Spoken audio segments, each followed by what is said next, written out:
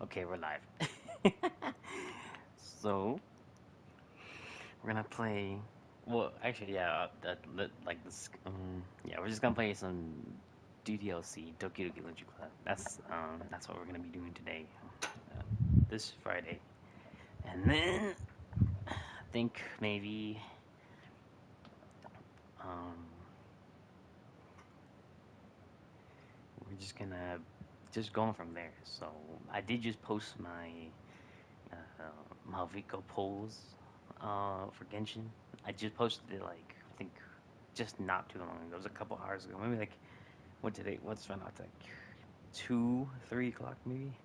So probably I was within like around like maybe 10, maybe like 10. Or it was like 11 or 12 o'clock maybe. So around then, like 10 through 12. So almost within that time frame was like 2 hours maybe. Well, within there. Probably more than that since it's not like um, 3 o'clock. So yeah, we're just gonna go off from there. So uh, yeah, we're just gonna play through the save that I had and just go from there really. So that's pretty much the whole point. I believe. I think I have it loaded. I think it was. I don't even remember where it was. I think it was. I think it was this. I think it was the second one right here. I'm pretty sure.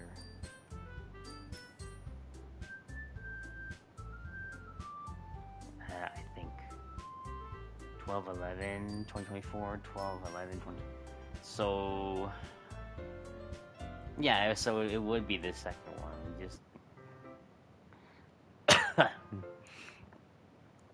yeah. So earlier I tried. We'll just play as I go. I'm not gonna do any of like like role playing. If you guys want me to, I'll probably just do a little bit of it. I won't do it all the way through. Maybe at some point maybe I will because this is more of a novel than anything. It's better if someone else's or just generally just the creator itself just voice acts the character, which I can do. It's just really funny and weird sometimes because it's out of my comfort zone, which I don't mind it being that bad. It's just it's very cringy, and I tried to do that earlier for my birthday stream. It was the birthday stream. It was on a weekend actually because my birthday was on a Wednesday, so yeah, that's what happened, and we'll just what we'll do is we'll play the auto button pretty much here. So generally just what happened was my internet was being really crappy because I was in bed one time. Oh hey Serenity, I'm just mentioning the time I tried to stream DDLC during that weekend on my birthday. Not on a Saturday. It was because my birthday was on a Wednesday, so we did that on a weekend, so it was supposed to be that. And then my internet crashed, or not, it didn't crash, but it was super laggy because of I think of the snow and some other stuff. I think, or just generally my internet was being pretty slow, so it was pretty fucking bad. And when Serenity asked me to voice like the main the protagonist and the girls, um the one fucking line that gave like when the minute I booted, like when I got to that point, I had to like do all like the cutesy stuff, and it was very cringy. Yes, I don't do stuff like this. I don't not necessarily, not naturally. So it's a little out there, but she was laughing at me too. She was laughing at me. She was freaking laughing at me. Freaking when I tried to voice the one line, yeah, it was like the odd line. Yeah, it was pretty much that one line that fucking screwed me because of you. Or no, not really you, but just me in general. It was just the game where it landed on the one line, and like I had to do it. Like like I don't know. Like if I had to impersonate a girl, I don't think I'd do that well. Honestly, I'm probably like I'm okay. I wouldn't say like perfect, but I'm okay. By no means I'm perfect, huh? What? Oh,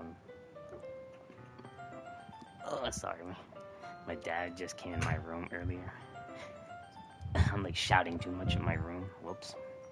But I was Yeah, that one line that pretty much screwed me. She was laughing, and then toward the end of the stream, it just cut. It just cut halfway, or cut toward the end actually, and I couldn't even continue from there. So it was pretty bad. So we had to stop, and then um, yeah, just do that really. So yeah, we're gonna play some. Yeah, we're still gonna play it for a good like, how long, however long this is gonna go on. Which I'm gonna make it gold for pretty much as long as I can. I'm not gonna like stop. So um, I don't know. Yeah, if you guys want me to do any like voicing, just any particular anywhere, just for just for general characters, then I can try. It's probably gonna sound cringy on your end because I'm over on this side. You can see it, everything. You can hear me, and then y'all are probably gonna start cringing at me through the screen, like or laughing at me.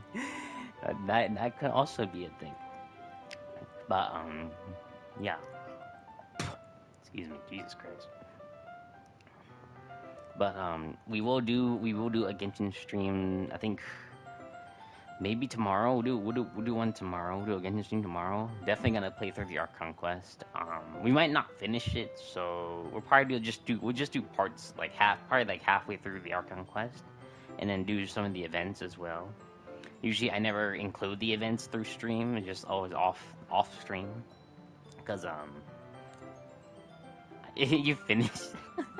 You finished it already? That was fast. I thought it'd be longer. Or unless you just were skipping through dialogue. Maybe that might have been also another choice because I know a lot of people just skip the dialogue just to finish the story. Unless you actually were listening to the story and then, pay attention like what was happening. You don't spoil it for me, but just I would assume that's what you know. I read it all. Okay. Okay. You better read it all. You're one of my like kind of only Genshin friends that I need to start raving about. I swear to God, like I'm gonna go on forever. I don't give a fuck. I'm gonna go on forever, and you're just gonna hate me after that. Like you're gonna hate me so much that you wish I had just shut up and put duct tape over my mouth and just chill out because once the topic's like if I can go on for something for a certain topic, then maybe I can keep going. I just have to think of something else and then just continuously think and talk. But you probably would. You probably wouldn't even care, really. Or maybe you would. I don't know. But yeah, we'll probably do Genshin tomorrow. Probably get like. Oh, I don't know. I guess like usually again these Archon quests are never. It really depends on how you take it. Like if you're just gonna skip through the dialogue and just want to get it done really, then yeah, that's gonna be kind of like a short, probably like a couple hours or so. So it doesn't take that long. Generally, if you're gonna read everything, not like read everything, but just like skim through the text and like understand just a general sense, then that also might also take on a couple hours. But if you're like those slow kind of like readers, like you want to actually experience the story and then take your time, then yeah, go ahead and like no one's gonna tell you what to do, right? So I mean, it's really just your game, and just how you want to play it, really. I was thinking of downloading Withering Waves because I know that's another gacha game I was planning to play, but I don't know if I want to yet. So I'm not saying it's that Withering Waves is bad or anything. It's just generally I have I already have too many gacha games to play, so maybe I shouldn't wear myself out just by playing another one from scratch and then building all the way up the 2.2 version, which I'm pretty sure it's good. I've seen a couple of the characters in Withering Waves, and I think the one character that everyone sims for is I think it's her name's Zani. Is that you say? Oh, I don't know if that's her actual name. Like I probably could be wrong, so someone can correct me. And she has like white hair. She's tall, beautiful, and the English version of the voice actor is Italian, which is she actually sounds really good in her English voice. So that's pretty cool. Um, like she actually sounds Italian, like very authentic Italian, which is really pretty cool. And she is pretty hot, I will say. I think I've seen some people already post pictures of her, and some fan art of her being, just that, or just in her like coat and stuff. So she's yeah. I don't know if you guys do go look up her name. It's if you go to just type if you type in like Withering Wave and then her name is it's ZANI and then go to your like you wanna Google or freaking whatever you have. Then you can literally go look at it. Oh shit, it's Nate. Yo, what's up, Nate? But yeah, if you do go search her name up, then I mean, there's probably some people that are already something over her. So I mean, I'm definitely one of them for sure. I like her, but I'm not playing the game, so I won't play Withering Waves. I probably wait until then. Maybe if after I finish like Genshin and Star Rail and then Zenless, then maybe. But other than that, I'm just gonna play those three. I do have some on my phone, which those can just be just on the side. Like mainly my general content has always been Genshin. Bit of Zenless. It got boring for you? Really? I get. Well, I guess it's for your opinion. So yeah, I mean, did you at least get to the 2.0, like the new region? Did you get to that point where like all the bathtubs were? Did you get to that point at least, or did you not get that far? I finished the main quest. Oh, okay. You finished the main. You finished the main quest.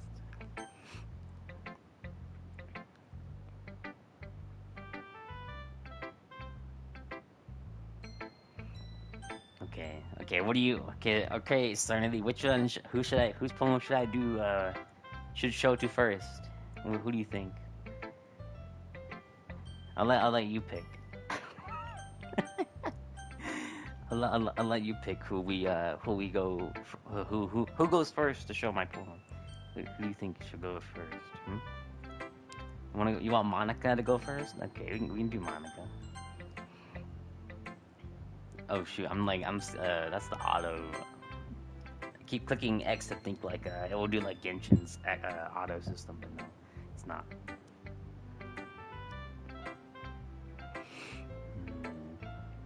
I did post my Malvico polls, so if you want to go watch that too later, if we finish this stream or whatever, then you can go look at it. So, um, yeah, but I posted that just a couple hours ago, so I will let you know, yeah. Yeah, so that came out a couple hours ago, so. And again, like always, you're always gonna be like just generally through my streams, you'll be always number one for me on my streams, like whether from last year or this year. So again, for New Year, like I know New Year's is pretty much over, but again, thank you so much for sticking around, watching my streams sometimes. Whenever you get time, for always stopping by. So I really appreciate it very much. So I really do sincerely. So thank you so much to take your time and to watch me play and play Genshin with me every other time, every other week you get a chance to when when you finish your schoolwork or whenever on the weekends. So I really do appreciate so much from the bottom of my heart. I really do. So thank you so much, and I hope we continue to play more Genshin in the future. So, oh, did something happen? Oh, did my stream cut out? Oh, it's still going, but.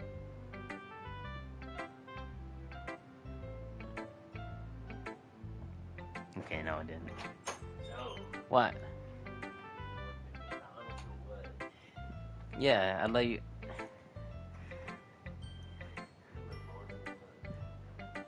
Your phone. Okay, we're fine. Then. That's fine.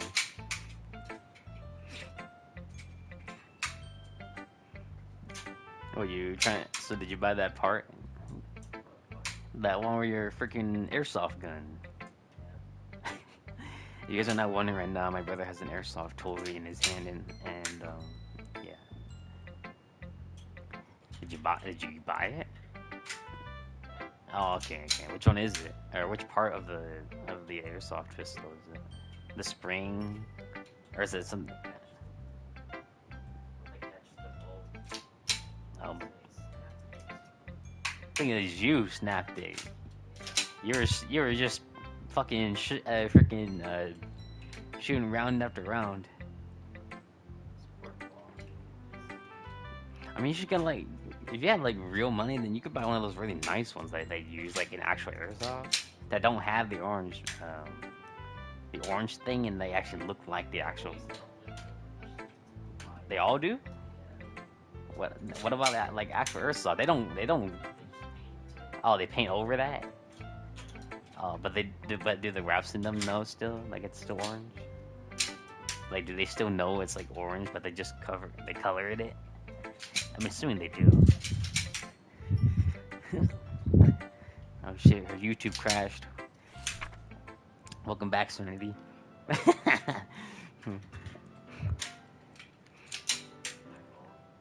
You want your phone?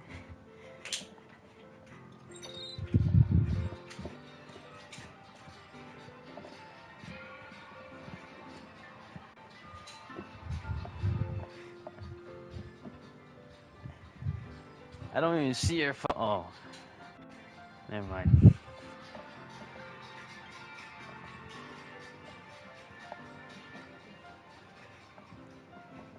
You should just do it when Dad's not here. I don't know, Dad's just probably gonna question me. Or question you too.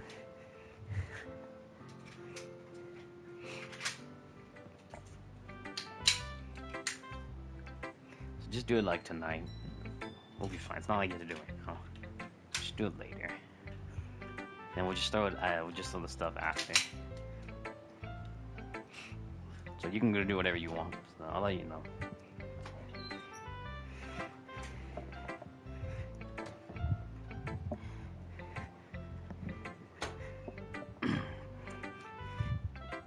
Oh, my shit's not even on auto. Bro.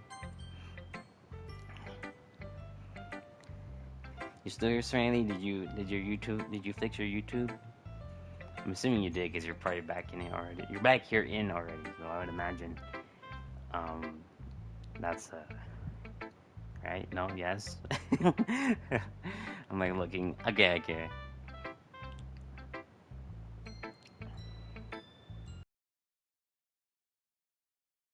I mean, well, I don't know. I was thinking like if I were to voice like all of the girls, like just to tell you, just to give you like what if you were to imagine like what they would sound like. This is like it just generally from me, like if what they would sound like for me. But I don't want to put it to where like it's in a weird a weird spot and then sound weird. Oh God. I do have a bottle of water in my on my table or in yeah on my table behind my bed. So in case I do start to do some like role playing, then I have a bottle of water. I think you can hear it sloshing. I'm like.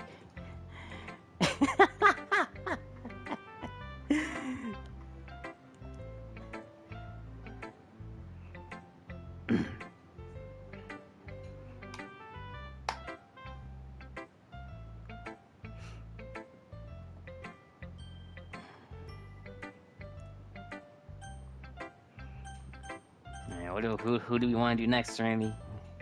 I'm gonna let you pick every option. So well, it's just here. So we're just gonna go from there. So pick whoever, and then we'll just go from there. Who do we show to next? Sayori? Okay. Our childhood friend. It's every time, like in any anime trope that everybody, I guess that's what generally everybody hates about the anime trope is like the childhood friend never winning with the MC or protagonist. It always hurts sometimes just to see that happen. Even in this game, generally, it like because Sayori's your childhood friend. You've known her for about forever, pretty much, ever since you grew up together. You guys are neighbors. Your family knows each other and stuff like that. And then, because between here, you need to pick the three out of Sayori, saying like Serenity almost. My fault for saying your name. but like, put your name into the story. But no, um, it's always like an anime. It's always a childhood friend that never wins. Okay, that's like the bottom line, and everyone hates it.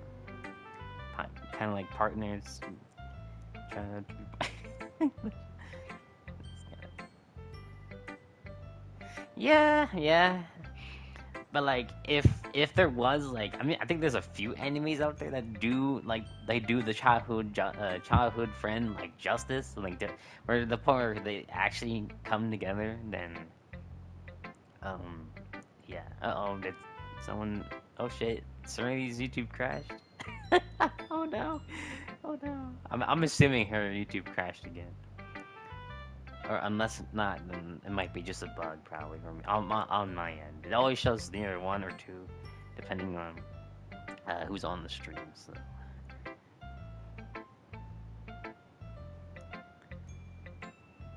oops, I keep pressing X. I'm like too used to, cause like you've been friends, cause like you've been been friends for too long, and you want to be partners. As you break up, you guys ruin a long friendship too. Yeah, it makes sense. Makes sense. Yeah, it does make sense. But oh, yeah, I really can't really fight you there. I can't fight you there. Yeah, I really, yeah. You do okay. Maybe you might have a good point. You might have a good point. So I can't really say anything really. So I never had a childhood friend in my life. Like I never had a. Maybe like they're just friends. I just never seen them for a long time. But childhood friends, I never had one. So I probably couldn't even experience the other side really. So if I did, then maybe that would kill me too. It probably hurt my heart. Just and I'd probably be the same like almost every other person. Like just to be friends and not to be something else. It probably would hurt the other person too, but it would make sense to why we're so close and our friendship is so strong. So it probably would make sense, and it wouldn't make sense for us to really be together, even if for so long just knowing each other. So it probably would kill it would kill like each of our hearts and stuff like that. It would just hurt really for each of us, but just in a way where it just seems to make sense more. So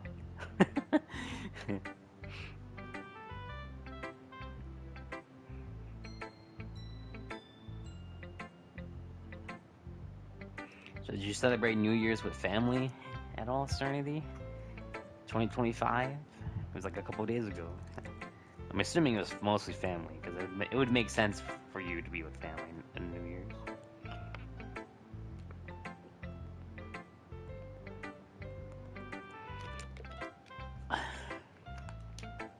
Uh oh, my water bottle, bro.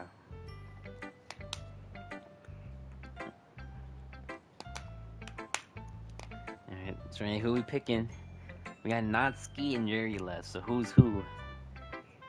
Or not, I should say who's who, but who's gonna go next? I'm saying who's who, but like it sounds really such of an out of random ass question just to say who's who. But that wouldn't make sense, would it? Now.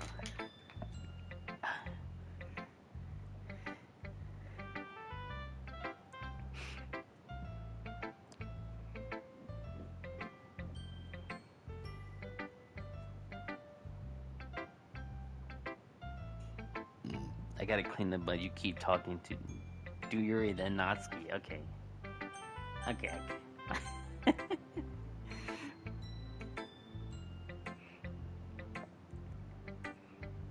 Let's see. Yeah, I did spend New Year's with my family. So, well, my family came.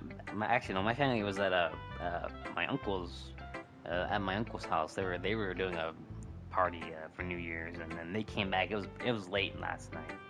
That night on New Year's, and yeah, we were just they called us through the phone for Happy New Year's, which that's fine because they were already over there by the time New Year's hit, so they couldn't really just drive. Oh, they could drive back, but it would make more sense just to call and then drive back because you rather not drive and call or drive and text pretty much is like the safety rule of driving. Don't drive when you're texting or texting when you're driving. I think it's the other way around. So yeah, they called us and then we wished them Happy New Year's. In general, yes, I do care for my family. Every other guy or for anyone really who loves their family. So, um, yeah, but I'm always the one to kind of just stay away, not from New Year's, but just kind of just in my own kind of personal bubble. So I'm trying to, they'll be a bit more open to my family. Just be a bit nicer. I could come off as like very, very mean, or just kind of, I just sound mean because just of my tone. If you were my sibling, then maybe you could probably, if you were to argue with me, then yeah, sure, my tone could sound very mean. But I'm not like that. No, I try to be more open and trying to be a little bit easygoing with my parents because I get mad pretty easily. So it's not like I do have moments of outrage when things get to start to heat up a little bit, and I start to heat up, and then things happen, and then so on and so on. So yeah, but we did celebrate New Year's. My brother, or my mom technically asked my brother to, I don't think it was DoorDash, or maybe it was DoorDash. He or for New Year's he DoorDashed Wingstop. It was chicken parm wings and some, like, I think it was buffalo wings also, and then some chicken some, that was the red chicken tenders. I think it was buffalo chicken tenders. I could be wrong. And honestly, the chicken tenders were good. Yeah, they were they were pretty big. They were good though. But I don't know. Like the chicken garlic parm, on the other hand, wasn't as good. Like it didn't even taste that good. Okay, to be honest, it didn't taste that good. It's just probably because of my location or wherever we got it from. But generally, the chicken parm, it didn't really taste like garlic chicken parm. It tastes like just normal chicken with like, or like. You guys are probably gonna kill me if I'm gonna say it, but like it just tastes like chicken, but just like the garlic. I think it was garlic parm or some other. I don't know what it was. I couldn't remember. It just tastes like normal chicken. I put salt on that shit and it tastes way better. Like just to add a bit of salt, and it tastes so much better. It tasted kind of plain uh just from when it came in. Like, and my brother, he gave me a tray. It was like those food boxes, like in the plastic you get. He gave me that just a snack on for New Year's. It was fries. It was like Wingstop fries, and they were actually pretty good. Although even though being good, it was quite a lot. Like I try not to eat as much, so like I'm trying to be careful of everything I eat. Like, yeah, I'm kind of overweight and stuff, but like generally just like eating just that alone kind of filled me up already. So like just trying to, like, I'm not on a diet or anything. I could actually go on a diet and like lose weight, which that was supposed. No, I wouldn't say supposed. It was a thing my brother kept telling me, and like don't be like those. Like, I'm not trying to say like fat people are bad necessarily, but just like just in my life, just try not to be like overweight, and like I might not be able to do things that I can't do, like be able to walk or even just get into a car generally. So just try to stay at least somewhat fit, and then just be on carry on my life. So try not to be like overweight or anything, because I'm always gonna remember we went down to St. Paul. It was I think, yeah, it was in St. Paul. And the one time I went to it wasn't a, I think it was, yeah, I guess it was doctors, yeah. And they checked my weight, and it was over 300, so like, or just close to 300 actually. It was like 290 something. It was around that number. Like, if you were to estimate, like maybe like 295 and 298, I think, at most. And it was pretty much close to 300 pounds. Like, even with my age, like, dude, what? How did I scale 300 pounds already? Just from my, like, how old I was. Like, that was so fucking quick. Like, did I really gain that much weight? Like, maybe I did. Like, fuck. But, like, and that was when the time I was still in school. And my friend Justin, that I used to know for so long in high school, in our high school, and we used to talk together. He's like, I told him, like, dude, freaking, I weighed like 300. I fucking got weighed, and I weighed 300 pounds. Like, dude, there's no fucking way you weigh 300 pounds. Like, bro, the way you look, you don't look 300. Like, that's what I'm saying. But like, shit, I'm 300. Like, like it wasn't even an offense. It was just funny because like how like even in my, like, I think it was my freshman year, so I think freshman year, I think, or maybe it was my sophomore year, whichever year it was. Like, I told him that, and it was funny, man. Like 300 fucking pounds, like dude, I really weighed that much during my fucking years of high school. It's like no way, like dude, that's crazy. That is fucking crazy. Um, but yeah, it was just like it was funny. It wasn't even like we weren't like making fun. I wasn't he wasn't making fun of me, but like he low key it was funny as shit, man. So yeah, and then I remember back in high school. We're gonna go back to high school because since we're in school, like for this now, it only seems right if I continue to talk about school, like my school year. We were at lunch, and I think it was during like yeah, it was during lunch, not breakfast. It was during lunch, and at the time we sat down at like the Asian table, like where all the Asians were, and like at the back, pretty much where the windows were facing at my school. Um, we sat down and I think he showed me like have you seen this anime yet? And like he showed me Moshugo no Tensei. For those who know what Moshugo no Tensei is, shout out to all of you. But who to those who do not know, who do not know, that anime is very I would say like adult kind of not like in a way where you think it's their clothes are off, but like there are some scenes where it can get kind of very kinky, so we'll put it there for now, but it can get kinky at times. Like I think the first episode I watched it, and then oh man, that was crazy first episode. But how much are you now?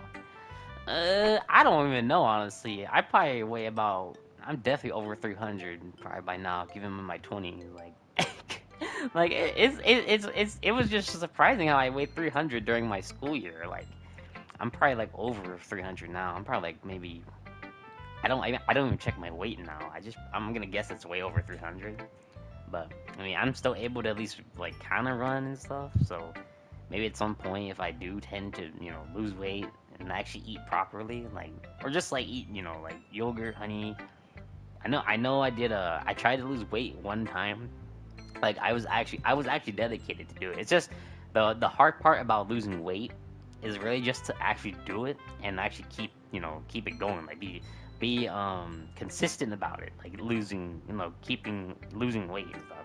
But there's more to just losing weight. There's like you have to be like on a I think it's called it's like weight deficit. I can get the name right, but you have to you eat more and then it comes out more and stuff like that. It's like way more than just losing weight. But I tried to do that. Like I did it before. The only that is where all the Asians still sit though.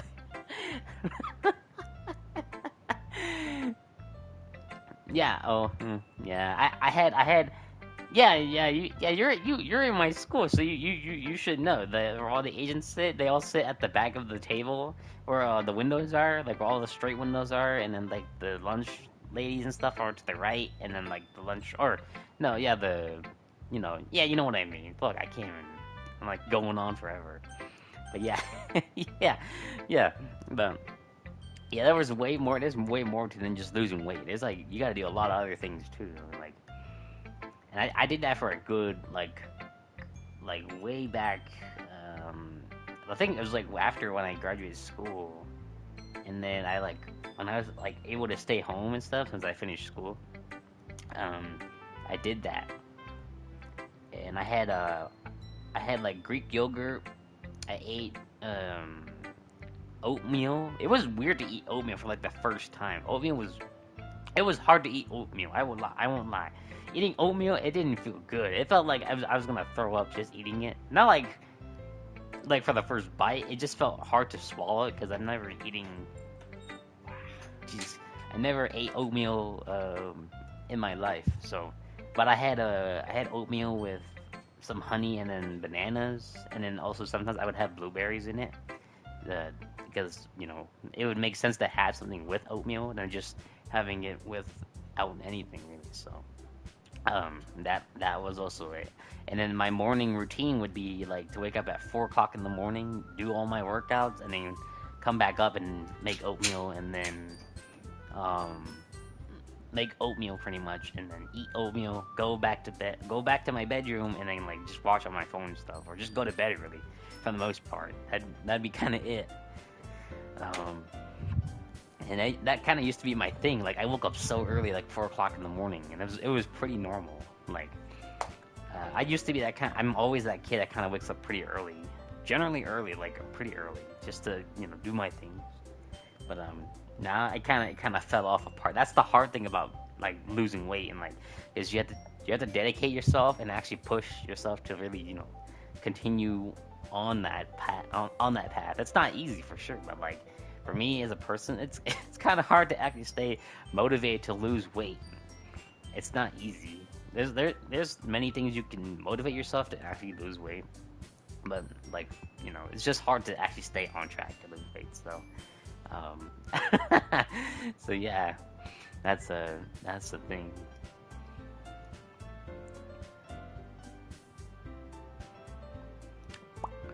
I'm gonna drink some more. Well, actually, no, I should be okay with some water.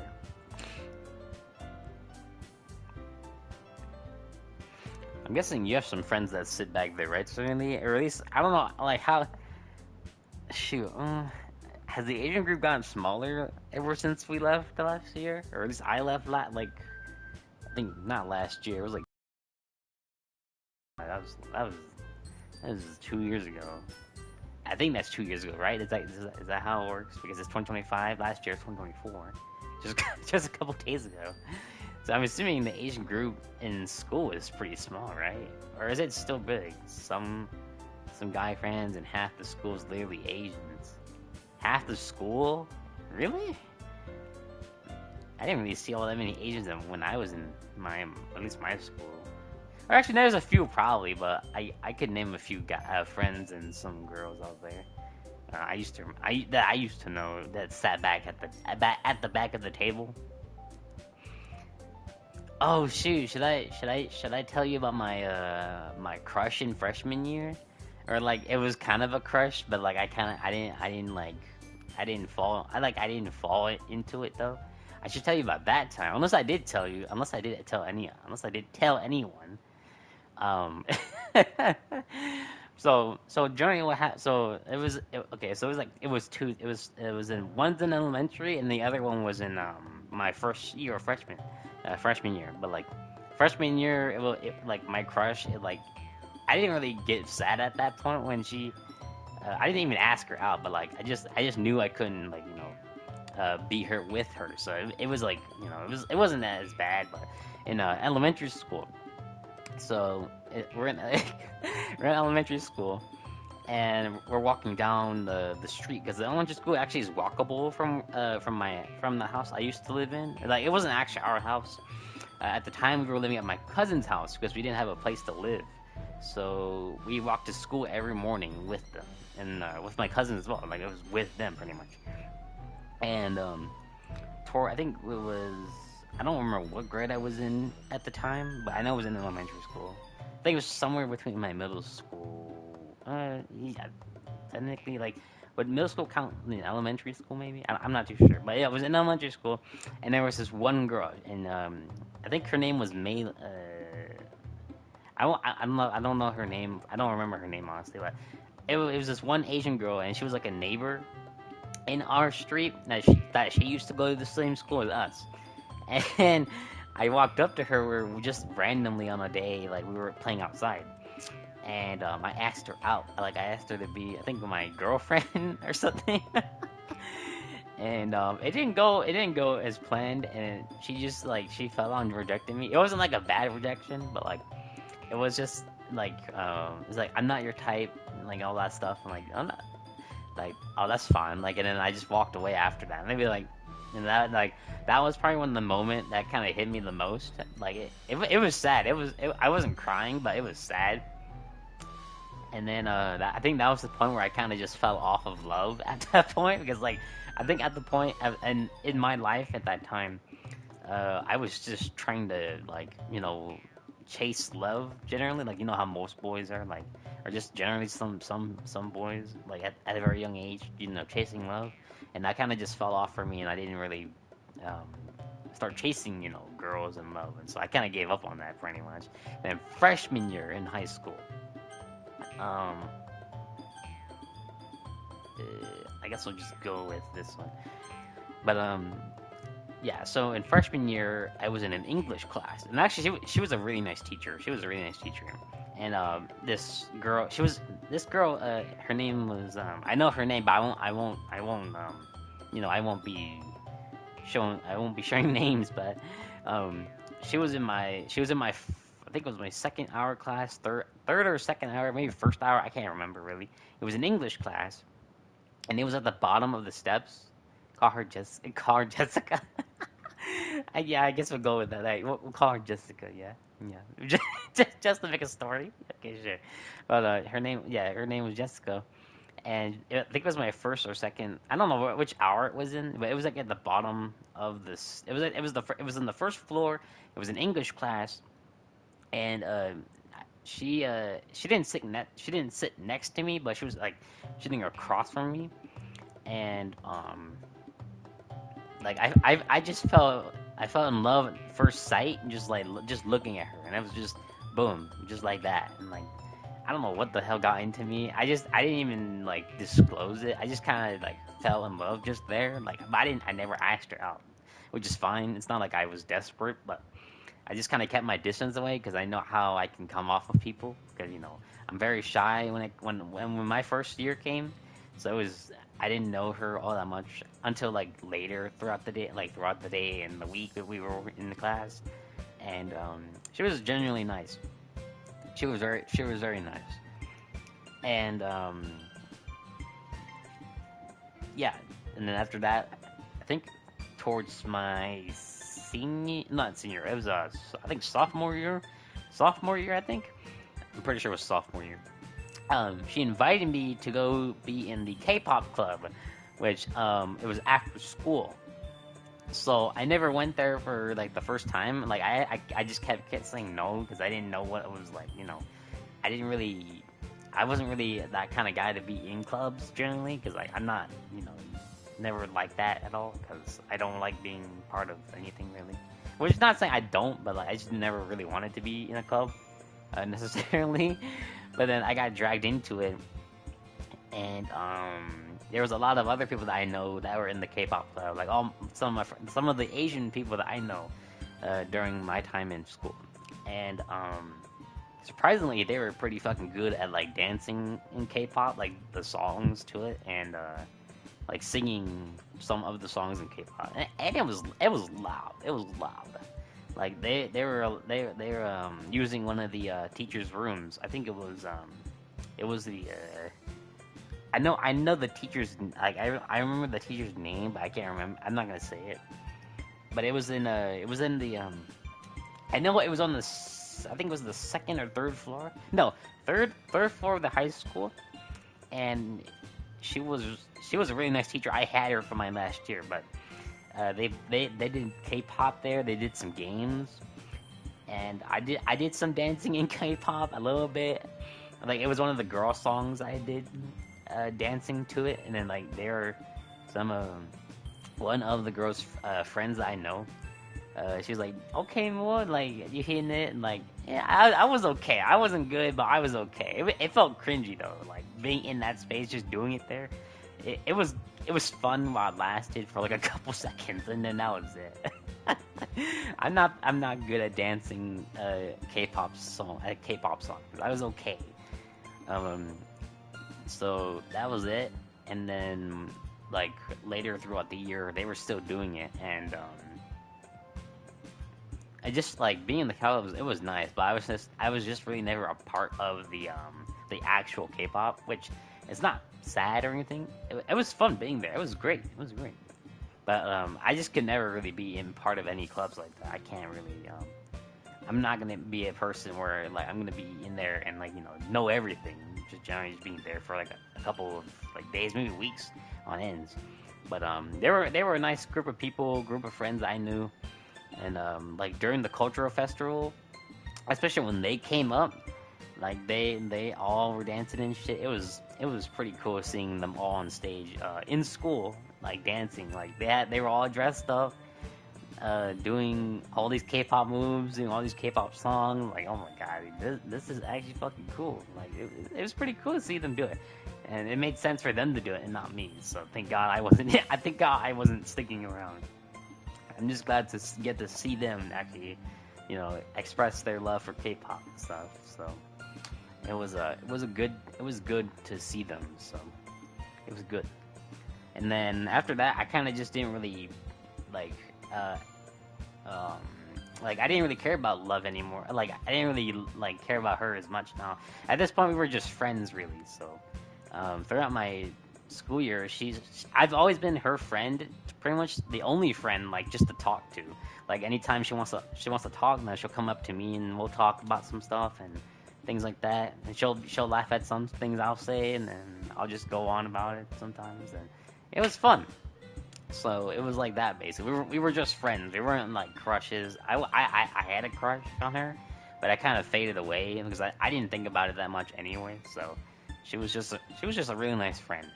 And there was this one time. I think it was during Christmas. She was giving out gifts at lunch in the morning lunchroom. And my note, I opened up the note, and you would not believe the message I got from her. I have it in my drawer somewhere. I can read it to you. I don't know if I'm allowed to read the one word, but I'll phrase it. But like all she said, like, stop being a scaredy cat and be a man. There's another definition for scaredy cat. To those who know, and I won't say it, but you know what I think.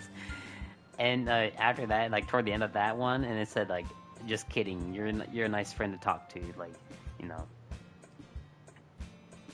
Yeah. It was Emily. It was her. She was the one who wrote the note, and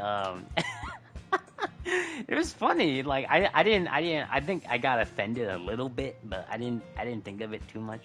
I mean, yeah, I was shy. I was very shy.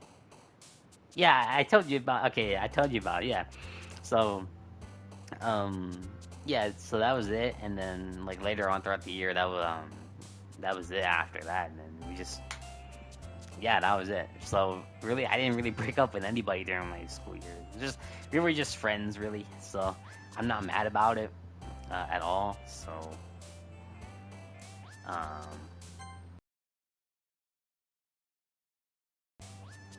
oh yeah. That's really about all I can think of right now. I can't think of anything else really. So yeah, those are my like two stories to like my crushes. Like that was it. I think my freshman year was better, honestly. It wasn't like sad, but it was just kind of just poking fun. So I mean, it was fine. I wasn't mad or anything really. So it's not like it was the end. Pretty much. Oh well, I'm like tapping away. Termination, masquerade. And, what about nightgown? No. Nah. Comfort. No, it's definitely not comfort. Destiny. Yeah, that was that one.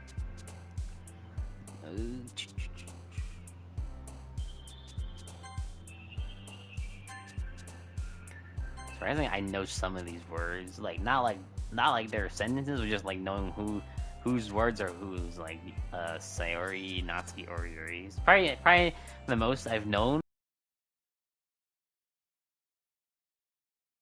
Not that hard to really to identify. I gotta go clean, but I'll be back soon. Yeah, take your time, Serenity. I'll probably still be here anyways, though. Go clean if you need to. I believe it's definitely not sugar. Lipstick?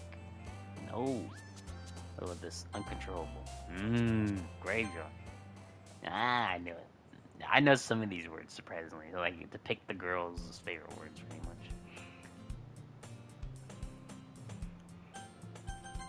Oh, alright. I'm gonna drink some water now.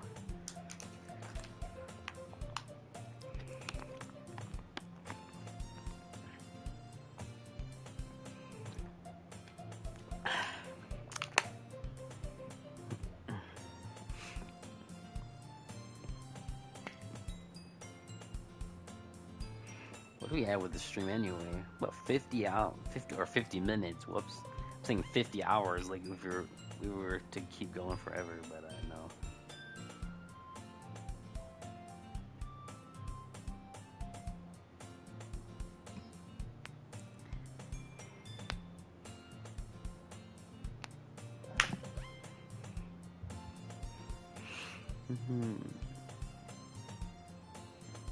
Playing DLC, if I were to play the vanilla version, it probably would scare the crap out of me. Like I've seen what the vanilla version was like.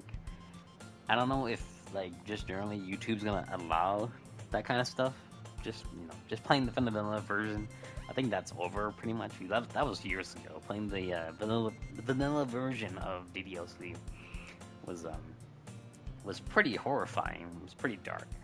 It was pretty dark, but it had secrets to there was like a lot of secrets to DLC. But honestly, I think the game did pretty successful. I don't know too much about, but I think the game blew up pretty good. Like not like in a sense where it's like it became so popular, but like I'd say to a point where like it was enough to have so many people play it and like be a part of a community where they had like mods and stuff to do it with, like doing other mods and doing other variations of DLC stories, like instead of just having the base game or the vanilla version, as you wish to call it. Yeah, from just that. Like you have summertime, you have I think I forgot the other ones that were sky, blue sky. I think it was blue skies or sky blues. I know blue. I think it was blue skies. I think that's what the mod was called. Um, what else? What else? Freaking like they got they got like a bridge Doki Doki Literature Club, a bridge Doki Doki Literature Club as a mod. Like it was just just a bunch of funny moments and just very uh, it was just a really funny and stupid mod and like very a lot of you know very funny like kind of not I think there's some references probably in there. So yeah. What else? Excuse me. Ooh. Excuse me, Jesus Christ. But yeah, like just generally from playing the DLC and like watching Afro Zero play DLC with Monica, like having Monica beside him and like watching him play or just like on stream or just share screen. It's always nice to see them play. It's very fun. Like it's enjoying for me to watch them. Like I've watched some of his content and it's really nice. Like it's good because he's actually voiced the characters, all the female characters, voiced the MC, and like Monica's always laughing and stuff, whether jerking on a juice box. I still remember that one. That one was pretty funny. Like she was like slurping on a juice box so loud, like he could hear her, and like you got a juice box, and like she was laughing so hard and shit, and he was laughing so hard, and it was just a funny time of laughing. And then the summer one that he did, I remember with I believe it was American Eagle who was the creator of the mod, and I think the story as well. I think there's some other people that also are part of with American Eagle that did the mod, unless it was him. So yeah, but like again, like he talked to American Eagle. I think he was the original creator for Summertime, and like he had it was a like Q&A of Afro Zero, Monica, and him together in a Discord call, and they were talking about like Summertime, what was gonna be what was gonna be something in Summertime, like the story wise and other things of part of that nature, because it wasn't out at the time still, and he couldn't upload it because of oh no, so sorry, but he couldn't upload the first part of that video to Summertime, so he had to wait for it to actually, I think, be fully released and then play Summertime and then record it. And Summertime, I think, is one of my favorite mods, probably by far, just because of the the more I wouldn't put the words in kid friendly, but like probably just like more more chill, more fun atmosphere, as he refers to atmosphere, because Yuri stuff. And But yeah, that was like I seen that one and some other ones he did, and I think yeah, Summertime was my favorite. That's yours, right?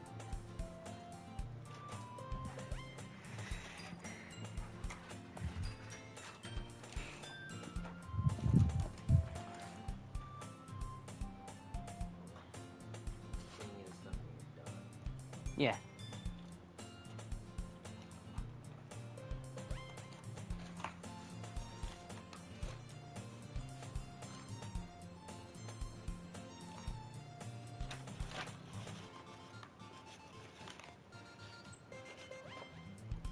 Thanks.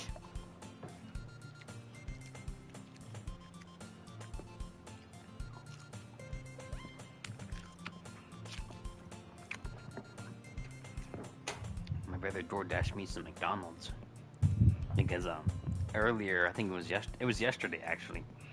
Um, he bought a or he ordered a an airsoft pistol off of a it wasn't Amazon but it was some website, and it had the orange tip because it's old. You know, it makes sense to have the orange tip for safety reasons for an airsoft gun. Most people just paint over it just to make it black to cover, so then it's like, you know, it's actually the actual gun. But like, as long as you understand the safeties of airsoft, then you're fine. You can own an airsoft gun, but as long as you're 18, pretty much. As long as you're 18, that's the requirement. He told me so. He was he's pretty much over. He's pretty much at that limit at 18. I'm 20, so I could technically have an airsoft gun as well, but I can't. I don't really buy stuff like that, or I don't order stuff like that. But I mean, whatever makes it fun for him, then yeah. Well,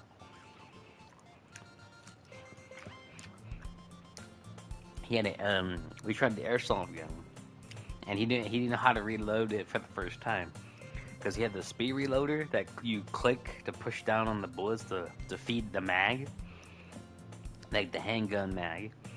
And he tried it for the first time and he failed completely. The second time was a much better attempt, and the third time he fucked it up again because he kept getting it stuck, and it would if you don't fix it, then you'll probably just break your gun at that point. So that's what happened. But we he filled it up with CO2. It's a air can cartridge, so you fill air into it to make it shoot the pellets or the airsoft bullet pretty much. And we shot it off we shot it outside, of course. We didn't shoot it inside, obviously, but we shot it outside in the backyard and shot it from the balcony in our house. We shot at some cans, pretty much, and he shot it at the shed as well. We have a shed in the corner of our house in the backyard. We shot at that too, and it was the first time he shot it. It was loud. Like, is that normal for an airsoft gun to sound so loud? Like, I'm pretty sure that is. Like, I didn't say that technically, but like the first time he shot it, it was loud. It wasn't like bang, but like just bang. There was like like, you know, just kind of like that kind of sound. But I don't know how I would describe it. It wasn't too bad. It was just really surprising to how, you know, just generally how loud it is without headphones. Which I guess if you're an airsoft player, then it makes probable sense for you to. It's probably normal for you to hear that kind of sound, which obviously it is. But yeah, he shot a couple rounds into like a can we set up, just a can, just one can. We had two. He shot those two at the backyard, and like you know, you play a bunch of Call of Duty and shit, like because I play Modern Warfare 3 so much and some BO6. Like, let's see, you can aim, and like I aimed at it, and I was able to hit it when on the backyard and on the balcony, or not. I wouldn't say the balcony, but like just our backyard because we have a. I guess it is a balcony. I guess technically, and then from out when we go through the garage and then back out on the door, and so it leads back outside. He shot at the can and he kept missing so many times. I just like, bruh. And then after that, we went to do just a full-on mag dump, just like, you know, just spray ammo, just mag dump a shitload of ammo, or just the BB, not saying the BB, not BB, the airsoft bullets, and we just mag dumped it like crazy, like just tapping the trigger so like fast, not like super fast, but just fast. We just mag dump with a pistol, or the airsoft pistol, I should remind you. and it was pretty fun to mag dump the pistol. It was pretty fun. It was pretty fun. I would say it was pretty fucking fun. And I stopped after that, and he kept going for a while. He kept mag dumping his shit, kept using the air canister. It was fun. Then later he shot at he shot in the garage and shot at the cardboard boxes that we had. It was a cardboard box filled with like cardboard, obviously, from other boxes, and he was just mag dumping as well.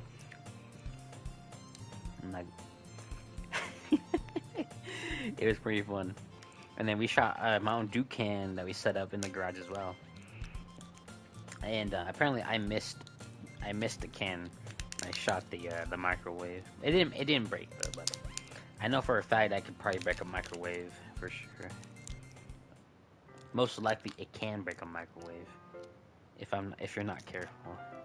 Obviously we were careful because we're not stupid. Obviously we have some common sense at least. So.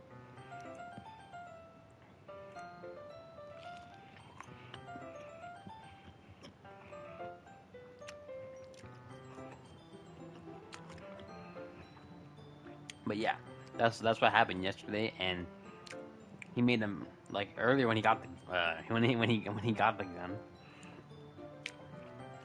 He spilled the ammo on the ground, like or on his bed actually, like the packet of ammo he gets, like not the small one, but like it was like a big one. It wasn't like very big, but like just those normal sized like airsoft bullet bags that you rip open like from the top.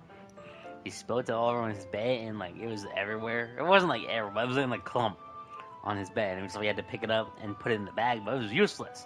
So I went to go get a bowl from the kitchen and use that to put the ammo in there, and then transfer those from the bowl to the bag again.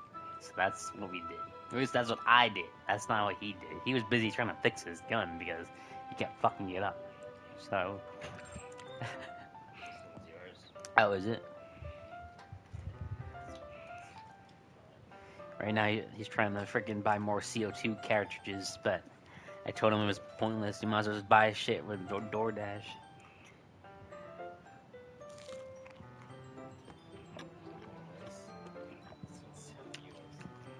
You're spilling all over the floor, man. You might as well pick that up. What, you want some?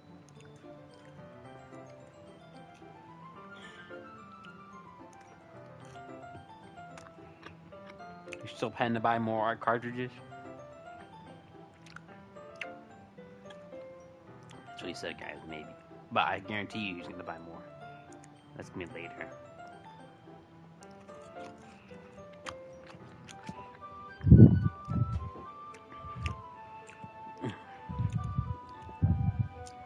But yeah, we're just chilling. We just have a chill stream, nothing too crazy.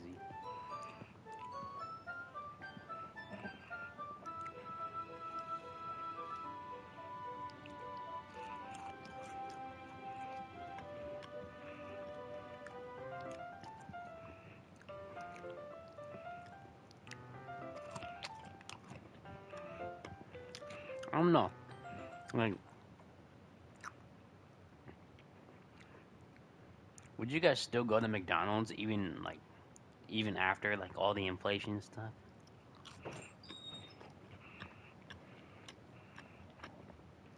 You want that sauce? You want it? I think that's better than the honey mustard, probably.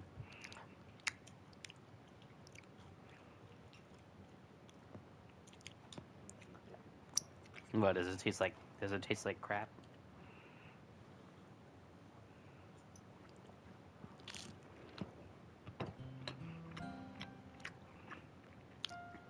Ooh,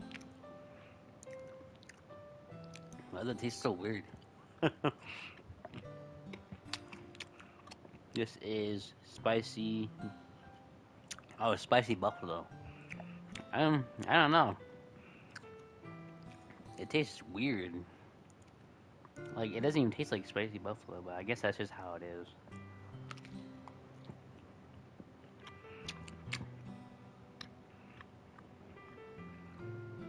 Yeah, it does have that kick. I think it's just that sour part kind of like kicked me.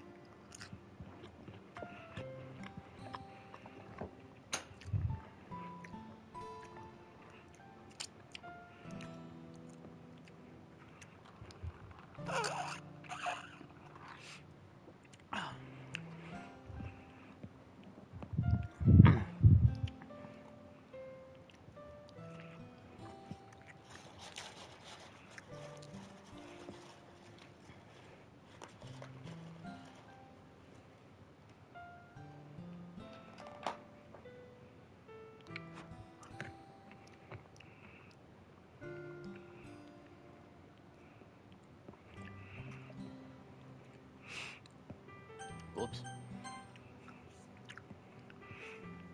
I think if like playing DDLC, if I were to play DLC, just for like my own pastime, like not not streaming or anything, but just if it was on PC, like if I had a PC, I'd probably play Yuri's quest like story, like throughout the game, like just trying because like I've seen art of Yuri, like and I like not not like the naughty kind of art, but just the fan art just from her, or just in general, like she looks really beautiful, and like from the CGI that they did for her story quest, when you're over at the MC's house and you're doing the banner, and you have to get a towel for her face, like a hot towel. It was actually it was kind of nice because like her face actually looked very beautiful. She was like a very beautiful character, and like you would see something in like an anime almost. Like I mean, this is anime, but like something from an actual anime. And if it was like an adaptation of an anime, basically, not like a novel. Excuse me. Ooh, is a continuum.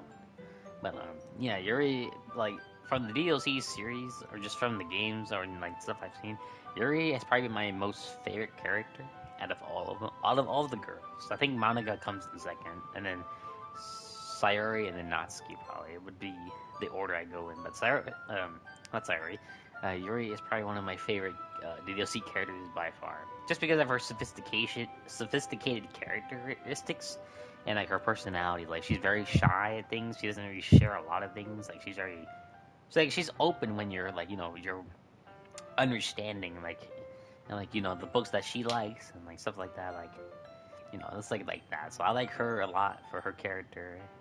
She's the more sophisticated type, mature as well. So I don't mind that as a character of hers. Yeah, if I had to hang out with Yuri and be with her and have her as my girlfriend, then yeah, I'd be down. I'd be down. I'd be glad, honestly.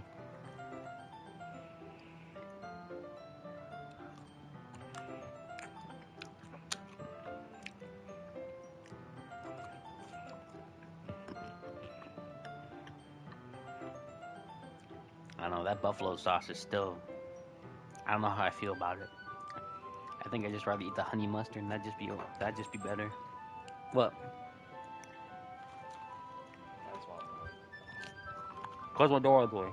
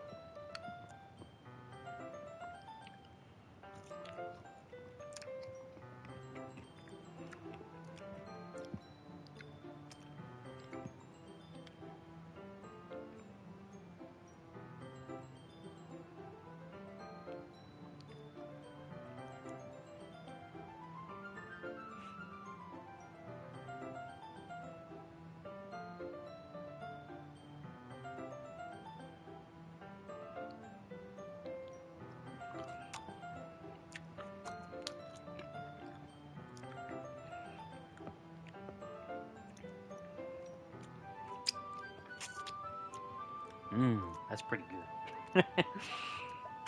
as I continue to like lick my fingers and shit, like just from eating the McDonald's. I was like, I still have snacking. The funny thing is, like when he used to DoorDash food, like at the beginning of the time when he got done with his or when he was still in his program, um, he would always, me and him would always try to like phantom tax each other.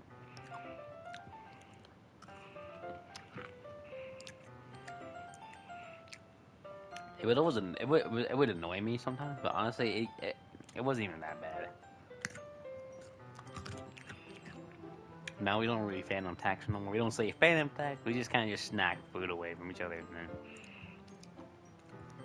like that. I'm not, like I don't really mind if he takes it. If he wants to snack on it, then be my guest.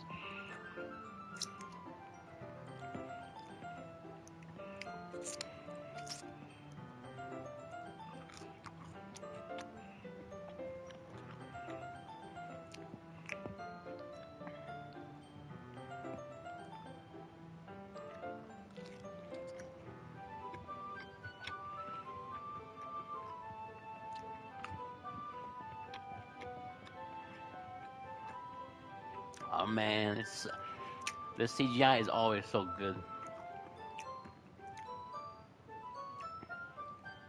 They make Yuri so cute in like these CGIs. I'm gonna say that right now. They make her look so cute in these CGIs. It's so good.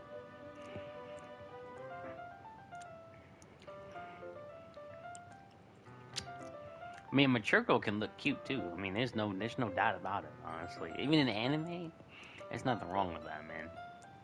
I've seen mature women. I've seen mature anime girls like in most animes, and they become cute, and it's not even that bad. It's not even bad. So just it's just something just to be happy about. I'd say. I'm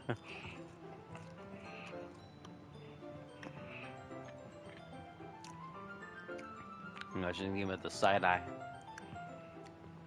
I'm gonna wait for the CGI to change her. Oh man, the CGI. Oh, it's so cute.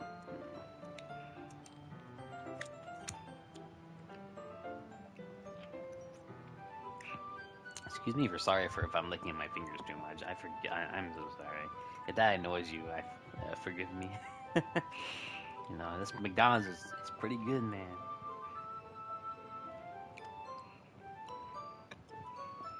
Maybe I should get like a napkin or something. So you guys are not like hearing me like lick my fingers every like 5 seconds.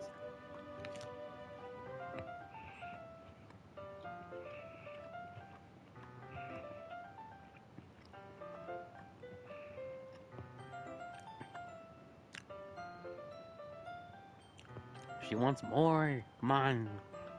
You can maybe feed her some more chocolate.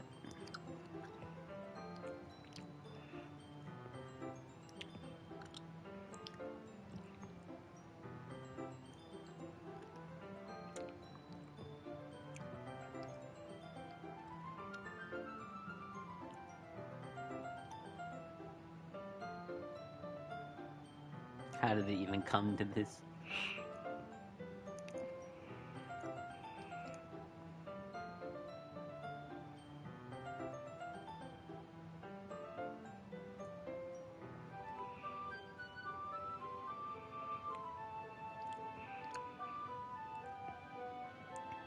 Hello, welcome back. Is that Serenity? I'm assuming. I'm gonna assume it is. Oh, and the moment cuts so Monica just comes out of nowhere. Hmm. Excuse me. Oh gosh.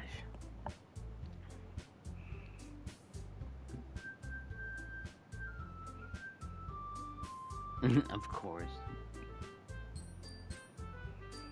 The spell is uneruptly broken. Oh man.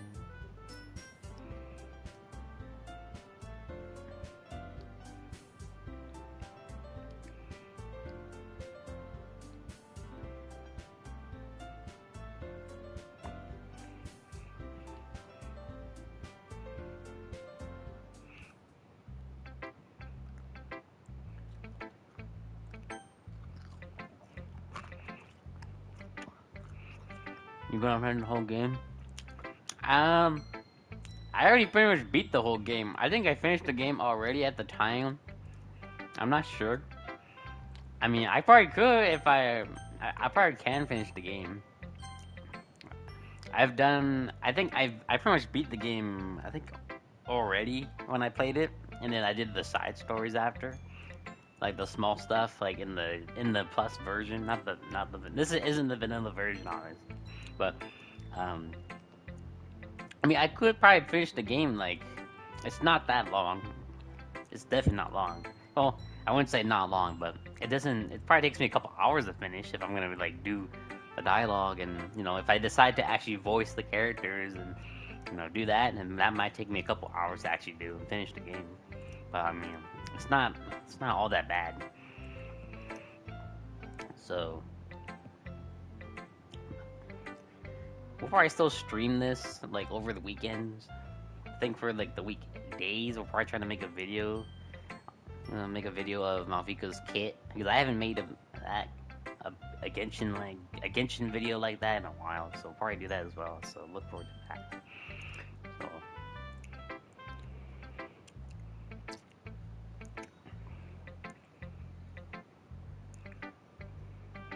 and we'll probably do I think Sunday we'll probably do an Elden Ring stream, New Game Plus. But I don't know if you're still playing Elden Ring or you stopped after because your share screen crashed on me when you were playing.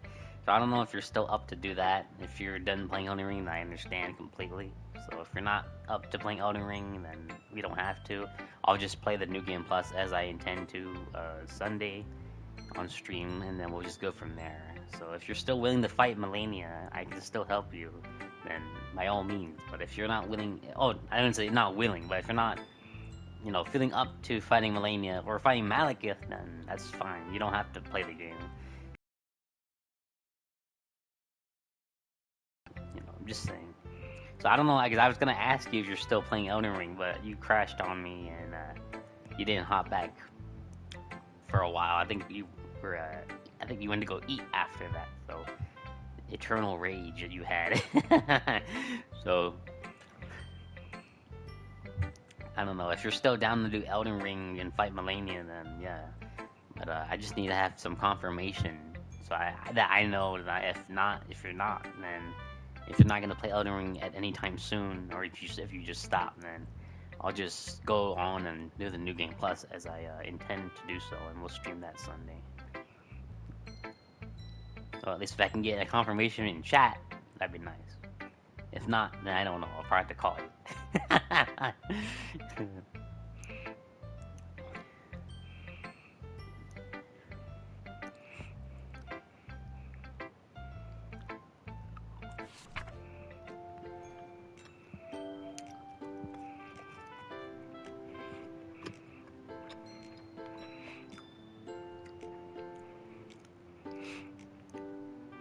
I remember back in middle school, we did in English we did poems. I remember that too. In my middle school in Noble Academy, we used to do. We had an English teacher named Mr. Rogers, and we did I think we did like a poem, or if you want to do a poem or a haiku, and I think it was some other forms of poetry as well. We did that. It was pretty fun. Honestly, it was pretty fun.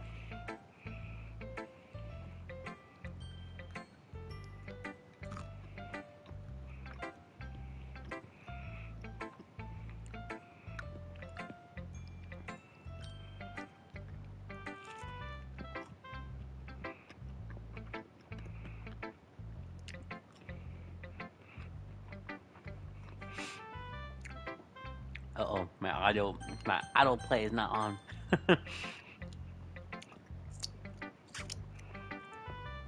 Probably gonna drink my water first, and then I'll drink my Diet Coke. But I drink this water first.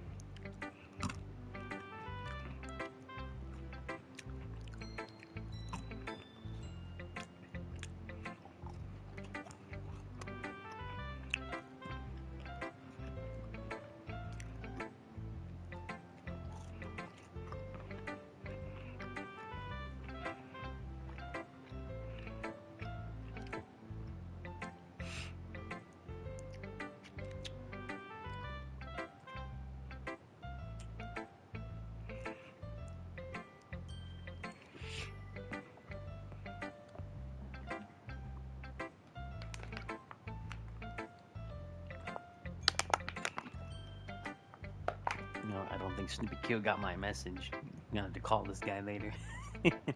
He's one of my friends. Gonna see if he's still down to do Elden Ring. If not, we'll just have to. Cause we were playing I was playing Elden Ring, just farming for runes. Actually this morning. I was actually this morning doing the rune glitch farm. Or it's not really a glitch. It's just a farm. I wouldn't say a glitch, but it's a farm nonetheless. And I did it with the I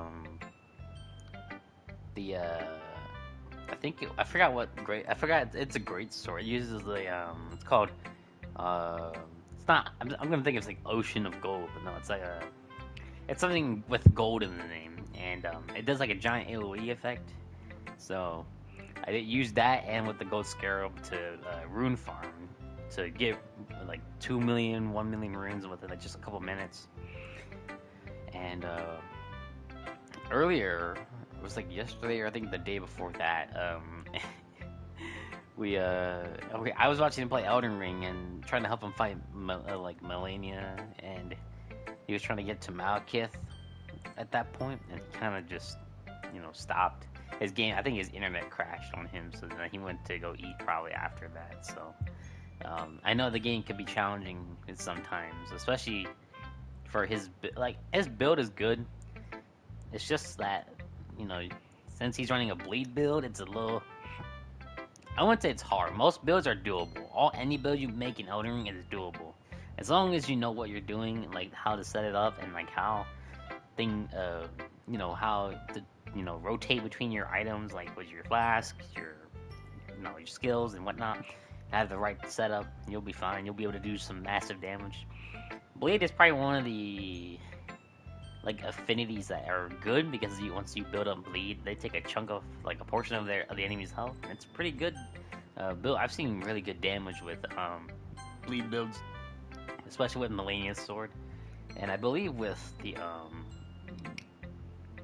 what's it called? I forgot what sword it was called. I have it. It's a katana. I forgot what it's called, but yeah. But I've seen the bleed builds, and like they can like tear through Melania. They can pretty much tear through any boss in the game, pretty much, as long as you're like up close to them and doing like consistent damage and building up that bleed. That's not a problem. Like any build is viable as long as you know what you're doing and like how you set it up. So, and as long as your stats are into like, I think for bleed, if you want to build up more, I think it's into arcane and dexterity. I think mostly arcane, I believe, not dexterity, but like dexterity is part of the build for bleed weapons. I have a strength build. I just do a full on. I don't know, full on strength, just ooga booga damage, pretty much.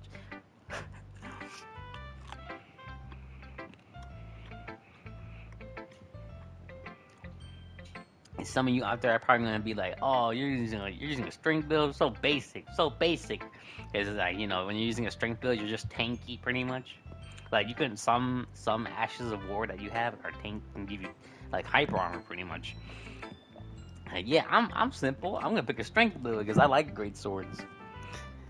I played it my first time, but then I didn't know what I was doing, so I didn't reload my data the first time I played it again, or when I replayed it. So I started brand new, and I knew some of the spots I had to go to, some of the bosses I had to be there, and I had my friend Snoopy Q, or like his name, he goes by Nate. He was the one guy who helped me level up and shit with like the bosses and stuff, and like I was able to like just chew through them like it was butter. Like how my stats were and how my weapon was, like Nate was like, "Damn, boy, you doing some crazy damage." Like, oh God, I'm just like that. I'm just built different. No, I'm playing. I got enough of video just how to like start a strength build, because at the time when I was playing Elden Ring for the first time, when I bought the game for $60, $60, okay, pay attention to that, $60, bro, for Elden Ring, for a good Souls game, and it was like one of the best ones I played so far this year, or last year and this year now. Still gonna beat it. I technically did beat it last year. I'm gonna beat the other endings this year, so that's the goal pretty much. To 100% the game, and then maybe after I might get the DLC, because I do want some of the weapons in there, and some of the armor looks cool. So I might get the DLC at some point later within the year, so that might be also another thing we'll do. So, oh no, it's this poem. This one, this one for sure is like a sign like it is not safe. Saves me in the colors they won't stop. Bright, beautiful colors, flashing, expanding, piercing, red, green, blue, and an endless symphony. I think is that the word? Is it symphony? Or I could be wrong. Of meaningless noise. The noise that won't stop, violent, granting waveforms, speaking, screeching, piercing. Since, or is it sin? Um, I can't read cursive that well. I remember like trying to read cursive in middle school, and it wasn't like super hard, but I think if you were to put more words into it, then maybe it's a little bit difficult for some people. For me, especially, but like simple words, like it wasn't too bad.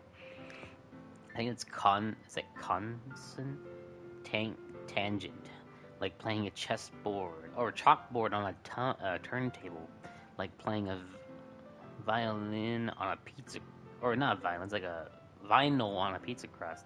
An endless poem of meaningless. No, Monica, no.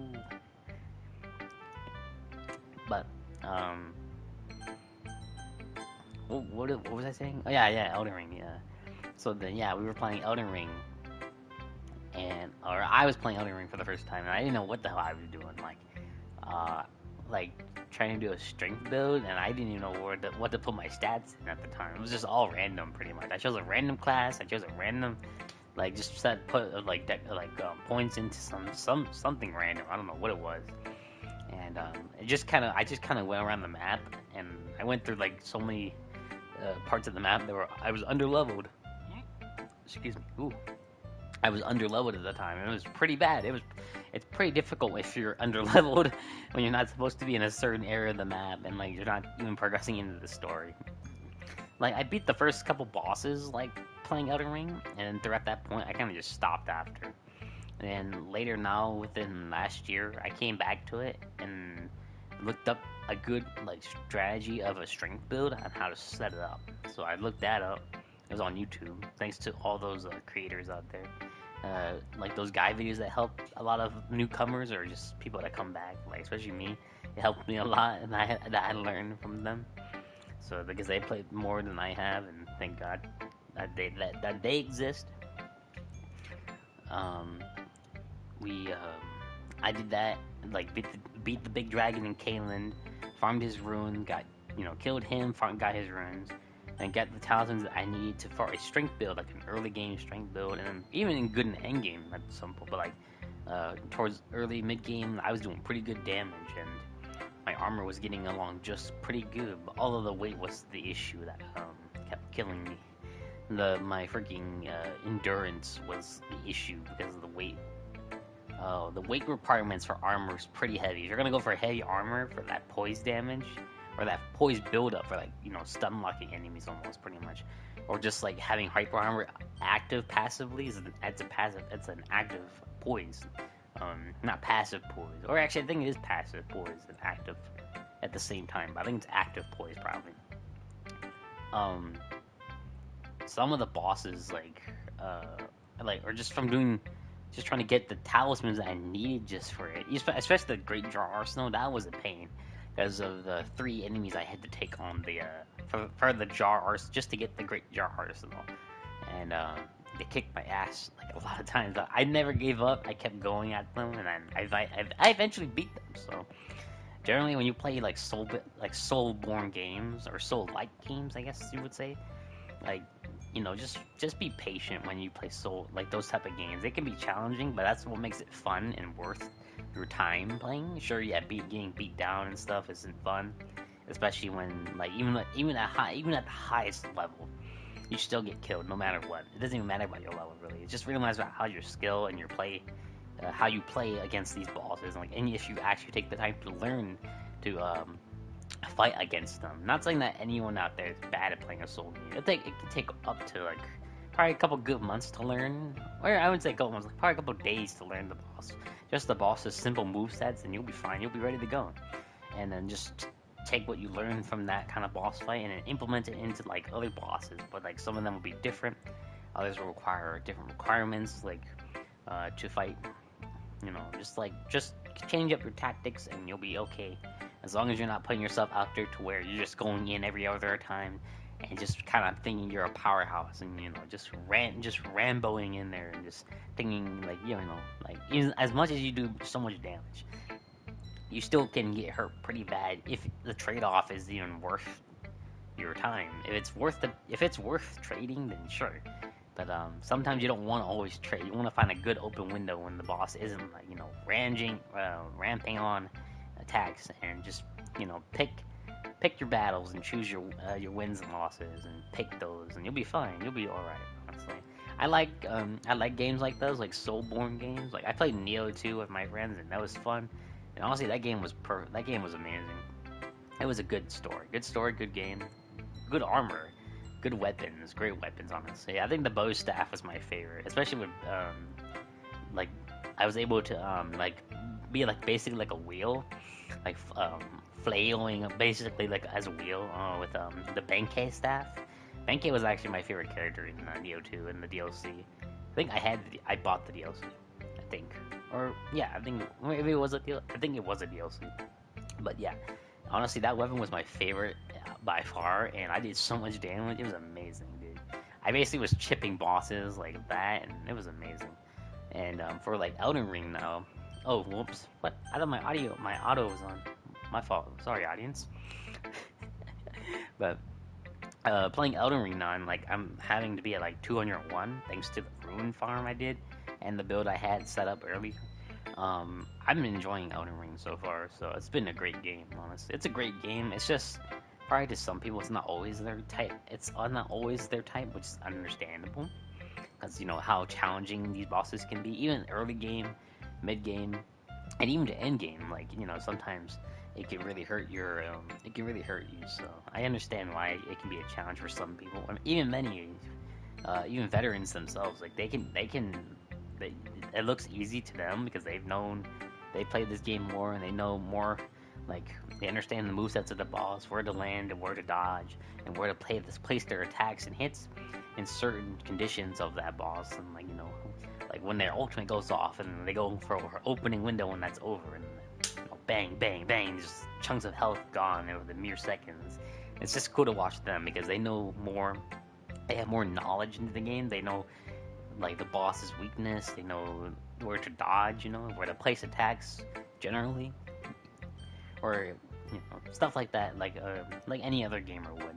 Just for like Soulborn games, like that. But I like the challenge of these games. It's great. It takes my mind off of my other games, like the gacha games I play. I'm not saying I don't stop playing gacha games, but like there's always a time where I want to play something else other than gacha games and play like more challenging games and to test my limits and to enjoy the battles and the music and all the weapons. And comes in one, and then Neo 2 in a close second place, or a second place for sure. Neo 2 is second place, and then Elden Ring close to one. So yeah, that's like kind of my general idea. So I did want to try some other builds in Elden Ring, especially like magic builds, because I know the Great Dark Moon or the Dark. I think it's called the Dark Moon Greatsword. Yeah, Dark Moon Greatsword. It's a good greatsword, and it could do some crazy damage. So I was gonna think of that, trying to make another build of that. I'm trying to do a build of that, but like maybe I should just stick to my Ooga Booga damage for a while until I beat the DLC with it, and then maybe we'll change it up. Because I do want to try the sword lance. Because I know that one. I think that one will be my favorite weapon because I've seen people use it, and you can do some crazy damage. You have some good reach, and you can do some crazy damage and build up with the sword lance it's in the DLC. And there's some armor in there I do want to get, but I'm not gonna buy it yet. I know it's $40, but I'm not gonna buy the DLC like right away. But probably at some point within the future here, we'll play the DLC on stream. I'm still gonna be planning to play Monster Hunter Wilds on stream for sure too. I think it comes out February, so I think just about a month away maybe. So we'll do that as well. We'll stream not Zen, that's Monster Hunter. But I think by the time then, I think I'm gonna wait until I have my storage up, and then I'll play Monster Hunter. So I'll be a bit late to the party, but it's all right. I'll let my friends build up their levels and stuff and weapons, and they can carry me. No, I'm playing, but I can play Monster Hunter on my own. It's not hard. Monster Hunter isn't a hard kind of game. It's not punishing like Soul games. Monster Hunter is a completely different kind of. It's not Soul game based at all. It's just a fun way, and it's just a way to have fun with friends, or if you want to play by yourself, then by all means. So yeah.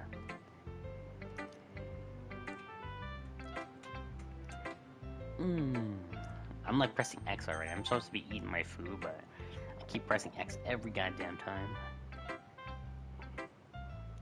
Might as well dig into my burger while I have the chance. God damn, why is it always so messy? Then again, it's pretty normal.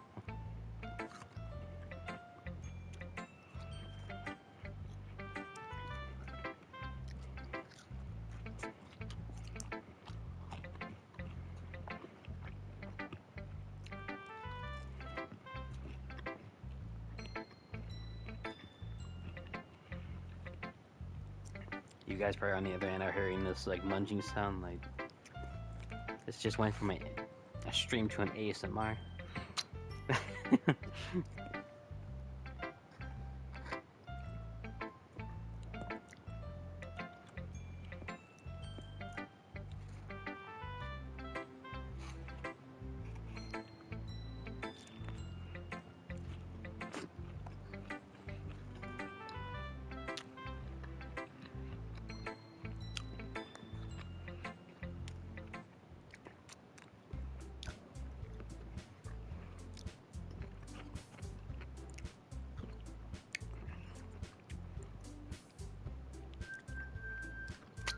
Maybe I should have grabbed a napkin.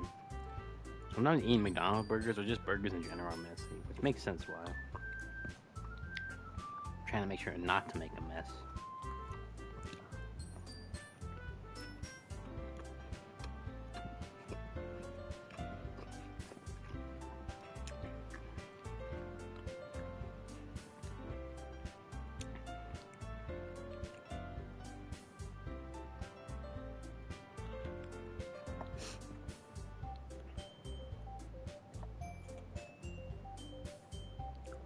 Oh no, it's just gonna make me pick who I go with.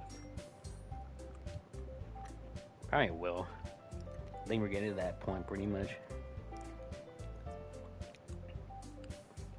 I'm gonna keep going with the stream, so we're not gonna end it until I say so.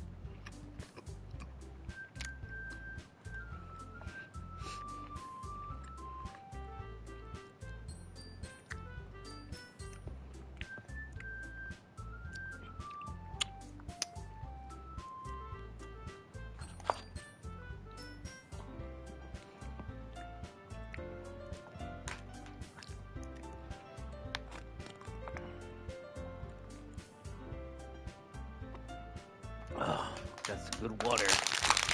Oh.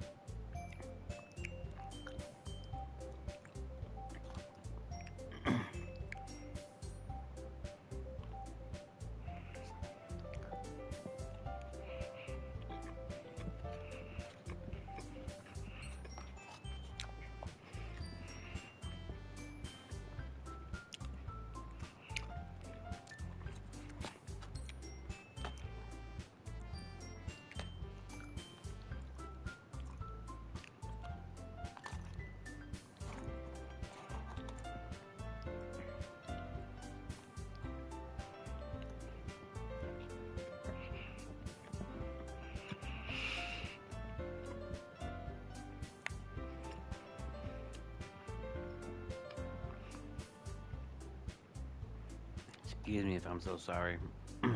I'm just trying to enjoy my food while we're just relaxing, chilling on stream.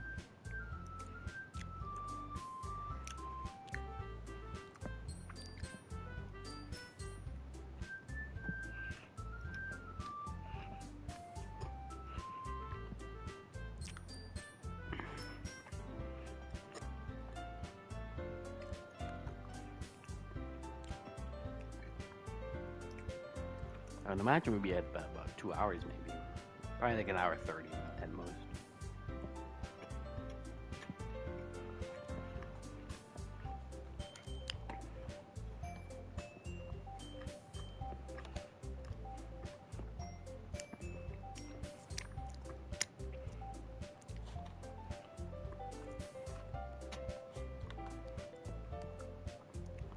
Yeah, I'll be right back, chat.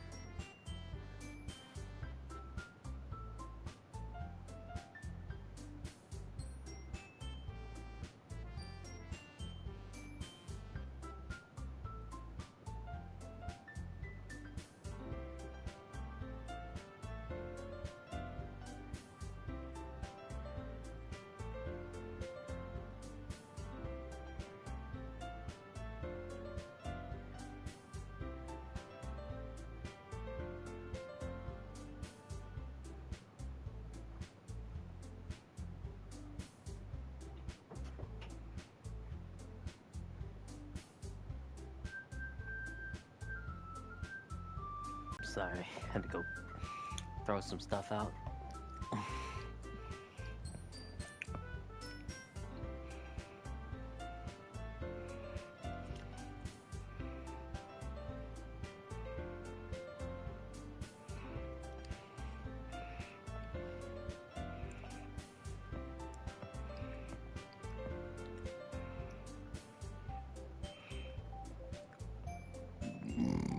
Ooh, excuse me, Jesus Christ. Ooh. Excuse me, Jesus.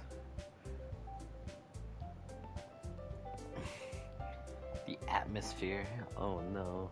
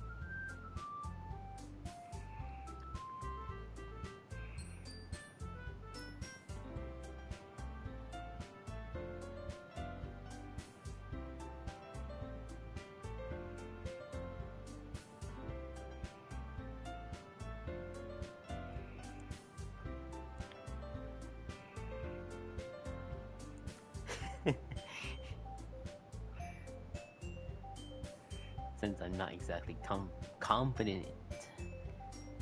I guess we could take some time to read it. Despite that, once I finish, I receive applause anyway. Sorry, I'm not as really good as everyone else. Oh, I'm not really as good as everyone else. Whoops, I read that completely wrong.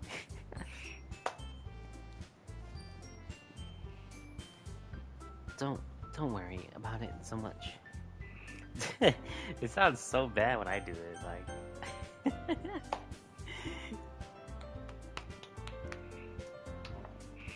try to make it sound like what Monica would sound like, but I can't really.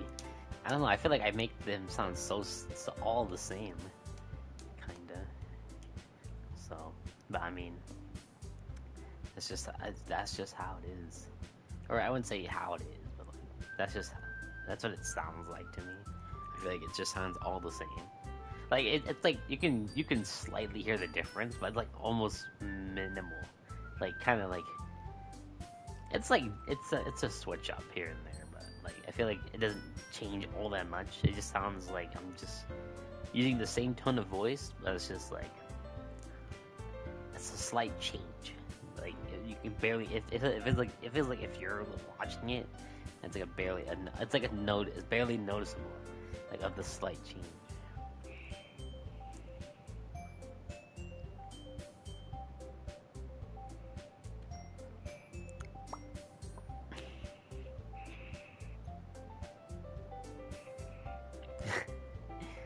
Easy for you to say. Luckily, I charged my phone overnight for this stream because I know for a fact my phone, if it wasn't charged all the way, then I couldn't read chat.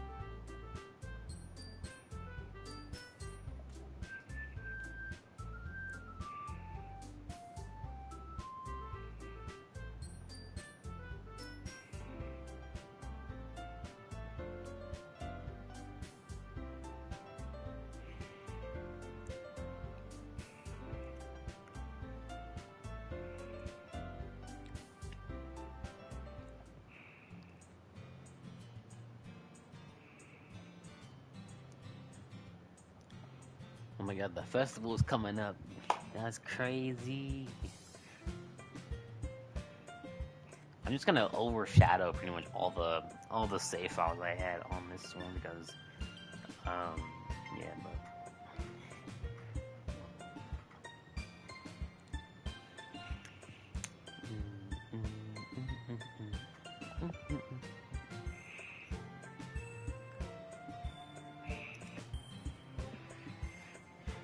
yeah, we're only within an hour, almost 2 hours, about 5 extra minutes.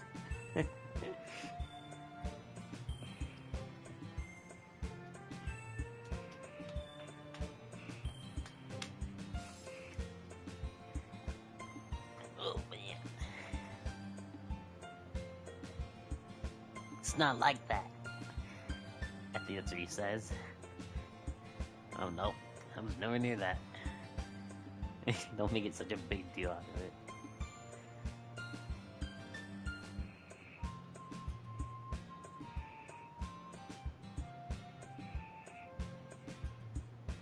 How am I supposed to respond to that?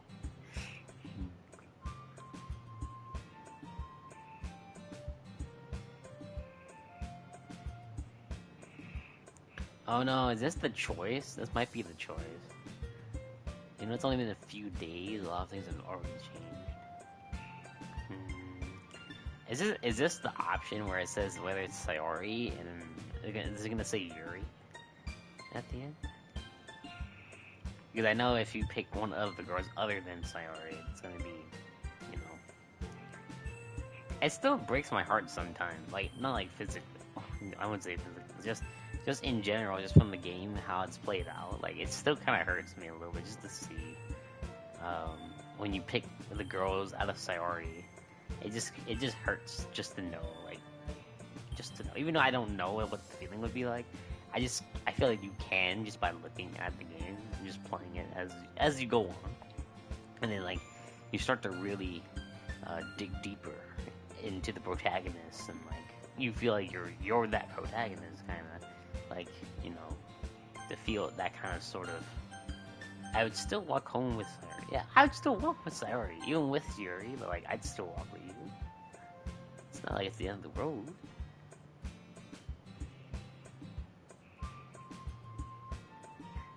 I'm going like all sorts of wrong. I think I feel like if I don't pick like Sayori, but, like, and it's hard not to pick Sayori because like it feels so like it feels guilty not to pick Sayori. Even though you're supposed to pick Sayori overall. Like you're just supposed to like go through one route and pick the character you picked. It's just that way, but it just feels like it just kills to just to see it there. Like ugh. Like, it kills me, man. Fuck. It kills me.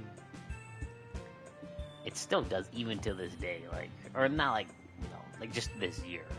Let's say, yeah.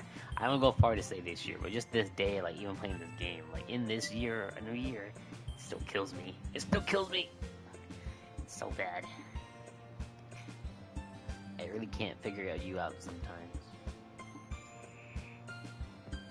Says, what's the point in speculating something that's never going to happen?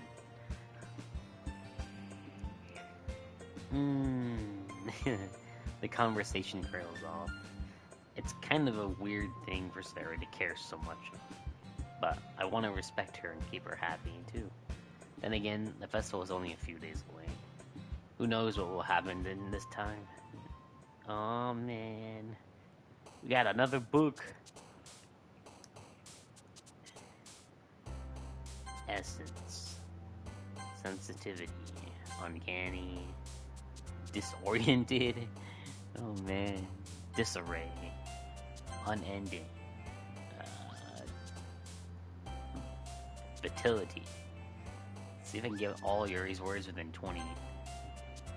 Eternity, pleasure, despise, that's not the word. Anxiety, no. Passion, disaster, agonizing, existence. I think it's this one. Yeah. Wrath is another one. Unstable again. Climax, I believe. Yes. Okay, 2 more words. Come on. Full on Yuri. Let's go. No, wait. Sensation. I'm about to pick misfortune, but I think that's on Natsuki's words. I believe, or I think it's Sayori. I think it's one of the two. I believe grief. No, it's not grief. Fuck, I almost had it, man. Destiny. Yeah, we almost had all 20 words in Yuri's word, bro. We almost had it. I messed up one time. The one time I missed a fucking a letter and I fuck it up. Don't worry, I just walked into. Were you practicing piano again? I'm not gonna go too far into reading as a female, trying to sound like a girl. I'm just gonna skip them and just let you people read. This time we won't do the autosave. We'll just press X as we go on. Generally, like, well, I'm probably pressing too fast for you guys to read it, but I'll try to go slow, just so that you all can read.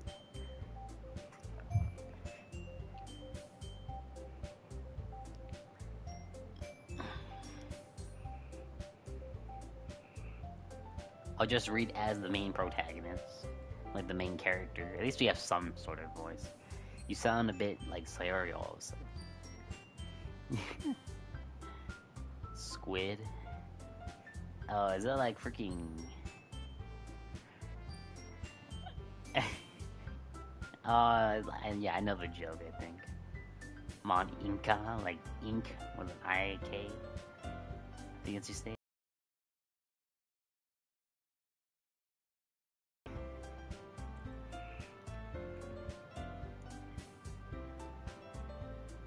Yeah, that's a freaking. It's not a reference, but that's a like what's the freaking word called?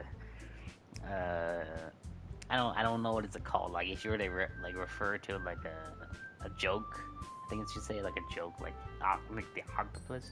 Like sometimes Monica's name is Monica with an I, like ink, an octopus, and then that's like a joke pretty much to her. But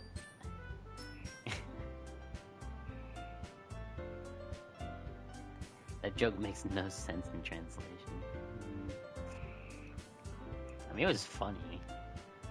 I won't go too far as like laughing about it, but like, I mean, you probably could just laugh in your mind and like in your head and just to think if it's funny. Poor Natsuki. Like the fact that she made a joke of Monica's name and like it just killed her completely, and then like she's just back to normal pretty much. Oh, there you are. Sayori's sitting at the desk in the corner of the room looking down at nothing. I walk over to her. Hey, Sayori. I wave my hand in front of her face. You're spacing out again. Oh no, the childhood is kicking me in. Oh, don't mind me. Oh, don't say that, don't say that. Huh? Is everything alright? Of course. No, it's not. When you see people like that, it's definitely not a sign that you're okay. I guarantee it. It just feels like you're a little off. Sorry for assuming things. Oh no, it's like it's a fake. It's fake. It's behind the mask. It's just a fake smile. It's not even real. I know too much of this game already because I played it and I know for a fact she's just lying to us. That's just a complete lie, pretty much. Just to make the MC think she's okay, pretty much. But we all know, in fact, that everyone has played this game, maybe. Whoever has played it, know for one fact and one fact only, that is not a real smile. Okay? Well, alright. If you say so. I worriedly glanced at Sayori before turning back towards everyone else. But the conversation has already dispersed with everyone back to their usual activities. Maybe I should ask Monica if she's noticed anything about Sayori recently. Since they've been prepping for the festival, they must be spending a lot of time together. I timidly approached Monica, who is suffering, shuffling through some papers at her desk. Hey, this might sound a little strange, but have you noticed anything up with Sayori recently? Anything up with her? In that way? In what way you mean? Maybe I'm reading into a bit too much, but she seems a bit downcast today. Oh no.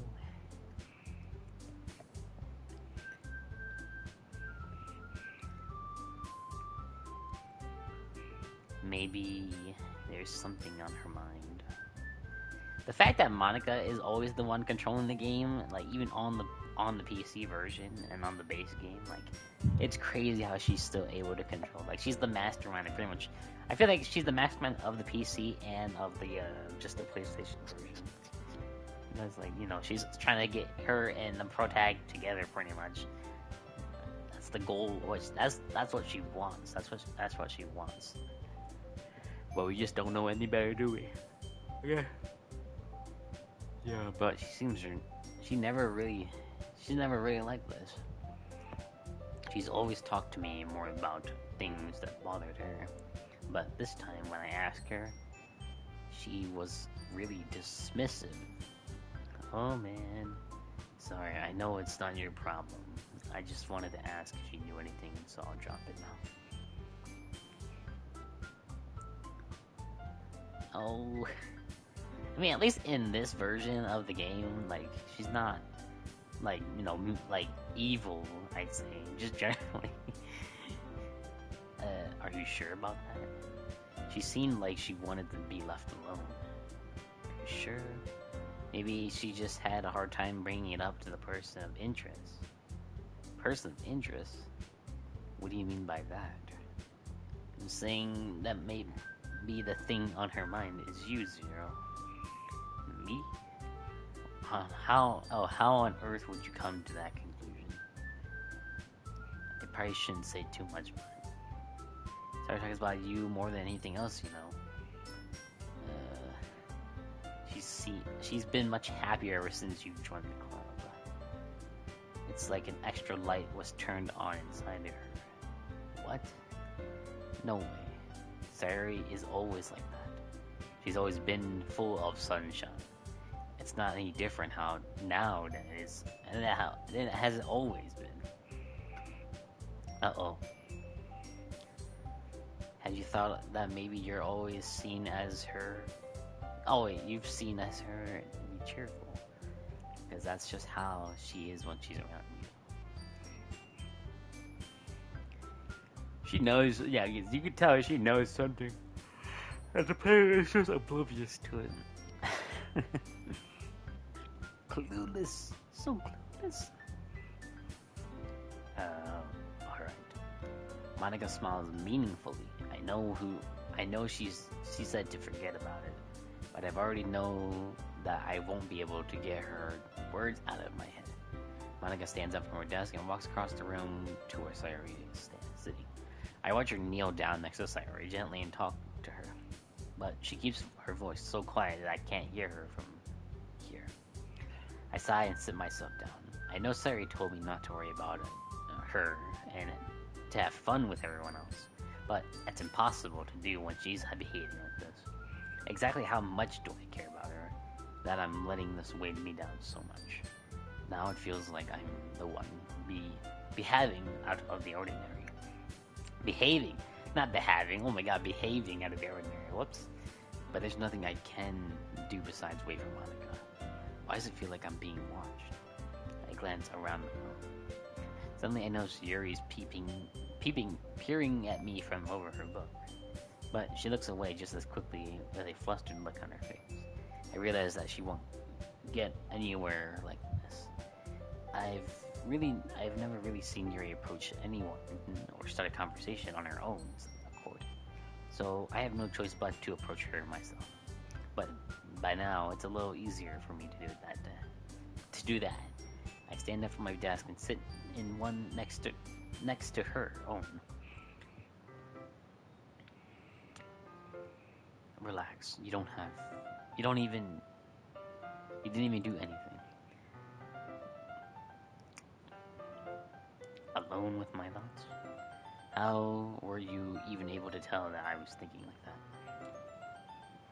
that? Smart as always, Yuri. Something that I do a lot.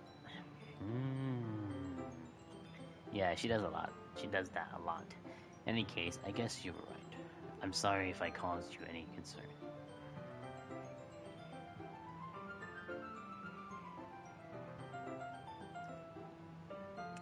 But if you would prefer to share what's on your mind, then I would be glad to listen.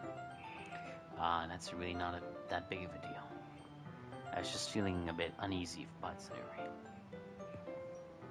Yeah, she seems a little off today, but when I asked her about it, she didn't want to admit it to me.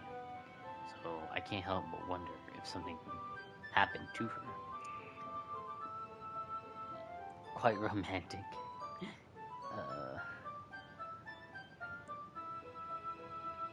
It's not that. I just didn't want you to misunderstand. Sayori and I are just been friends for a long time, that's all.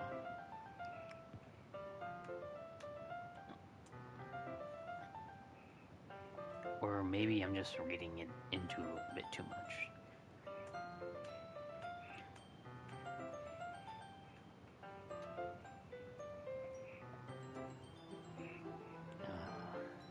So you think that there might be something behind it at all, after all?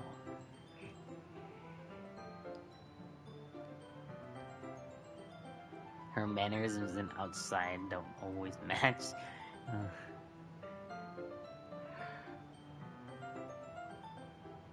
Well,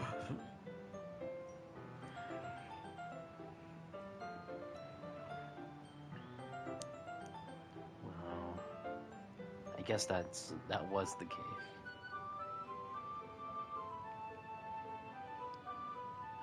I guess, but you don't need to put it that way.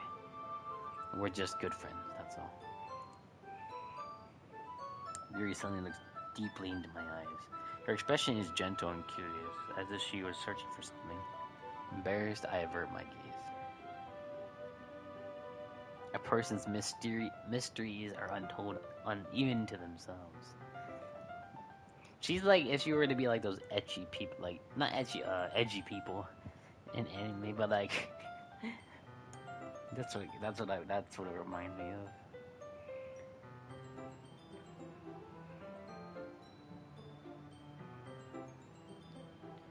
To have you feel that way about her, okay, Yuri, you're giving me too much credit.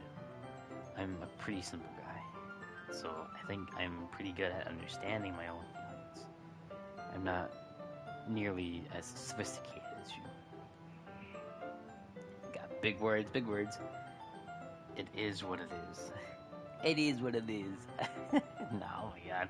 I remember we used to, like back then, we used to say that. It is what it is. Oh my god, what the hell was that all about, man? I don't know what the fuck that was. Anyway, hello, fan 23. Anyway, as long as we're here, why don't we do some reading? Welcome to the stream. It's just a chill, relaxed stream, so you're always welcome to join and watch if you like. I should be taking my mind off this whole thing anyway.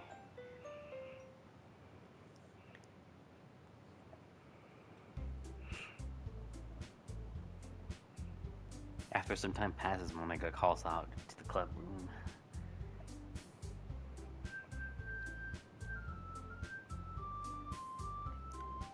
Oh, I didn't even read that part.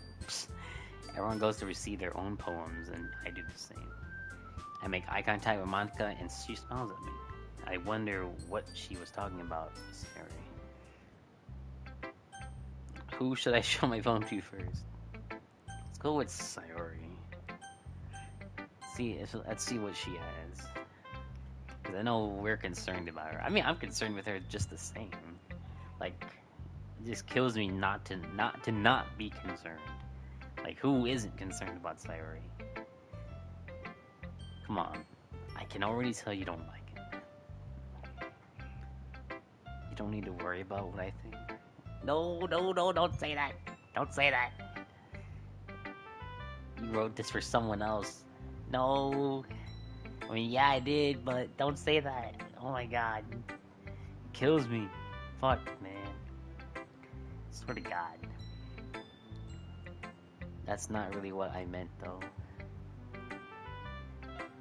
You're wondering I'm not reading all the dialogue. I am so sorry. I'm just like there are parts of time I will read like the female dialogue, not like in a different voice, but just my own. But I can do it, but I won't do it today. So you're wondering if I'm just reading parts of the dialogue. So I do apologize if it doesn't seem all that interesting, but I'm not reading all of it. So forgive me.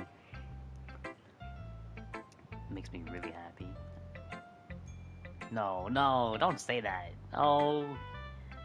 Well, of course I am. No, that's just a lie. It's a lie. We all know it's a lie. Don't do this to me. I mean, I love all the girls in their own way, but like, it just kills me to see Sayori probably. I think Sayori is probably the most like character you could care for as a friend. Like, if you were to look out for her generally. Sayori, is there something wrong? No, oh no, saying nothing. Saying nothing means something. I'm just a little tired today. Alright. Just tell me if you need anything.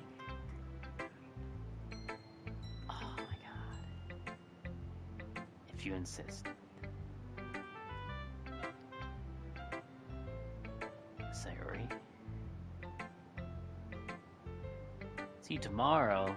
Before I can say anything else, Sayori cheerfully walks out of the classroom, humming to herself. Oh man, dude.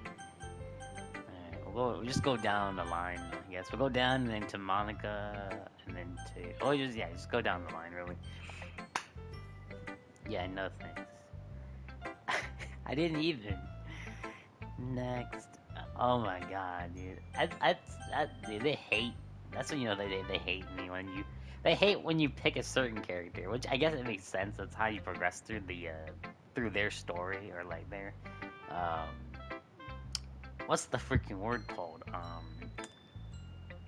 like storyline, I guess, or like if for not like storyline, like it's something for a novel. What's the word called? I can't think of it right now, but um yeah, it's like that, and then the choices that you make actually affect the game. Like in a not, I'd say like in like a big way. I want to go saying tremendous, but like a big way. Some characters will come off to hate you, and others just not so much. This never did come naturally to me, but I have been able to improve so much thanks to you. You're really the example I was chasing after. Bro, my dude is simping. Is simping too much. Yuri gently smiles to herself. Simping too much, man. What the hell? I remember you mentioning that yesterday. I can't believe that you're so good at something you've never even shared it with anyone. That's kind of a shame. What do you mean? Yuri smiles sadly. Oh man. During lunchtime. I don't know if I remember this. I don't think this is in the base game, is it? I don't think it is. Or maybe it is. I'm not even 100% sure because I know it's different from the base game, the vanilla version of DDLC. I think it is.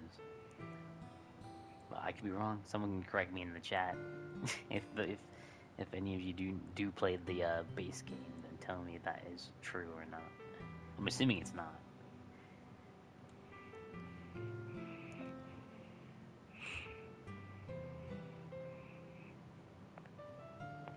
Oh.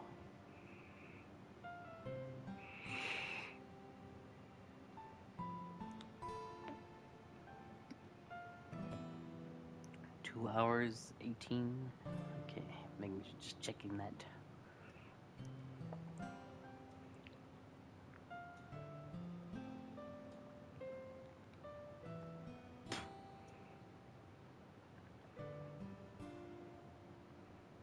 Acting like a know-it-all. People see that about you.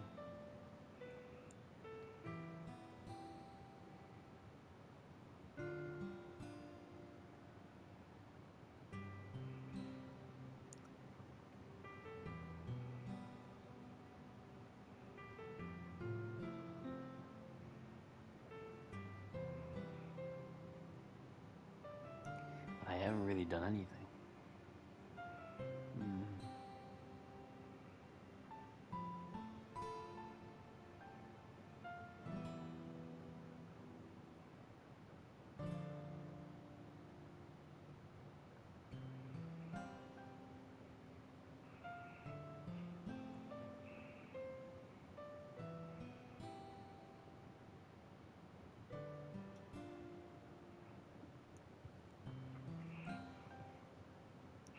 Well, I'm glad Yuri feels that way. So I mean, it's not all too bad, but still. To think, like just generally think if you were like a know-it-all and get treated that way, it's probably kill you inside. Well, I treat you how you deserve to be treated, Yuri. And if other people don't see it that way, then screw them. I mean, I joined this club hoping I could make friends, and I would say I've had at least one success. Wouldn't you? Oh man, shit. We really are friends now, aren't we?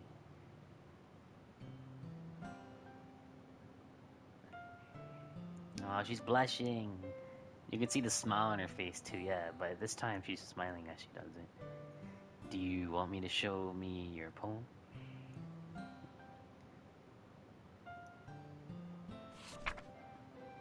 Oh man, I can't read it. There's no way I can read that. Little I can read a few words now, but I can't read the whole thing. There's no way. I'm assuming I can read a few of these. The Under the Light Part 2. Oh, Ghost Under the Light Part 2. I'm just gonna read parts of the poem. It's just like words I can like that I can read. My hair illuminates. Is that illuminate? Yeah, illuminate beneath the amber glow, bathing. Is it Is it bathing? Bathing? Or is it batting? In the distance, a blue-green light flickers. A love figure crosses its path. A silhouette obstructing the. Oh God, what does it say? I can't read that word. Glow. I said like before glow. It's like something in glow. My heart pounds. The silhouette grows. Close, closer, close. I think it's closer. Oh man, I can't read. I'm sorry if I can't read cursive for you all. You guys might be better at reading cursive than I can.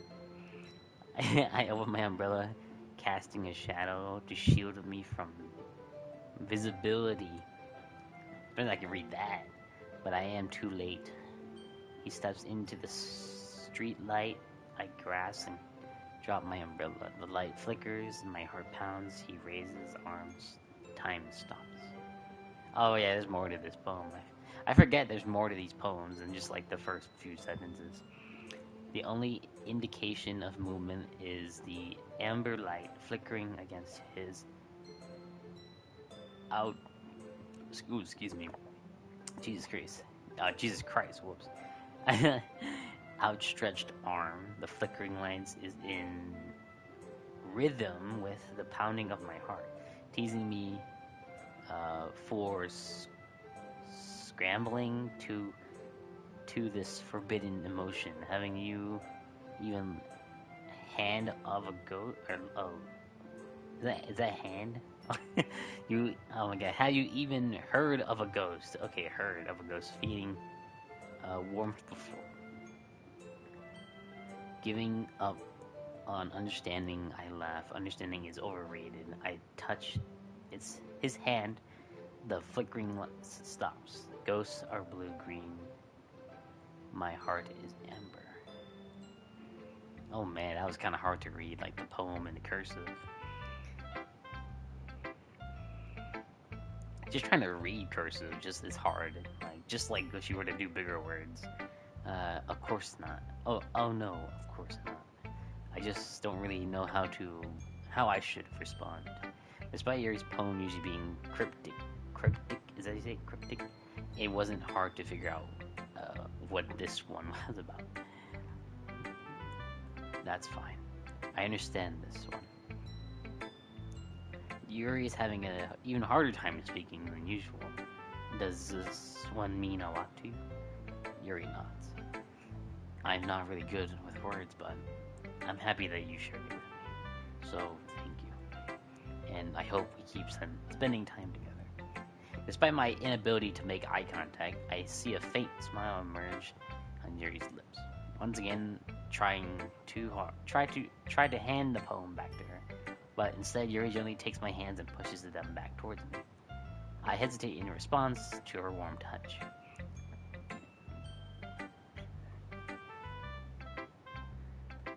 Once again, Yuri fails to form a complete sentence. You mean I can keep it? Yuri nods. I'd love to. Again, Yuri faintly smiles as if she doesn't want me to notice.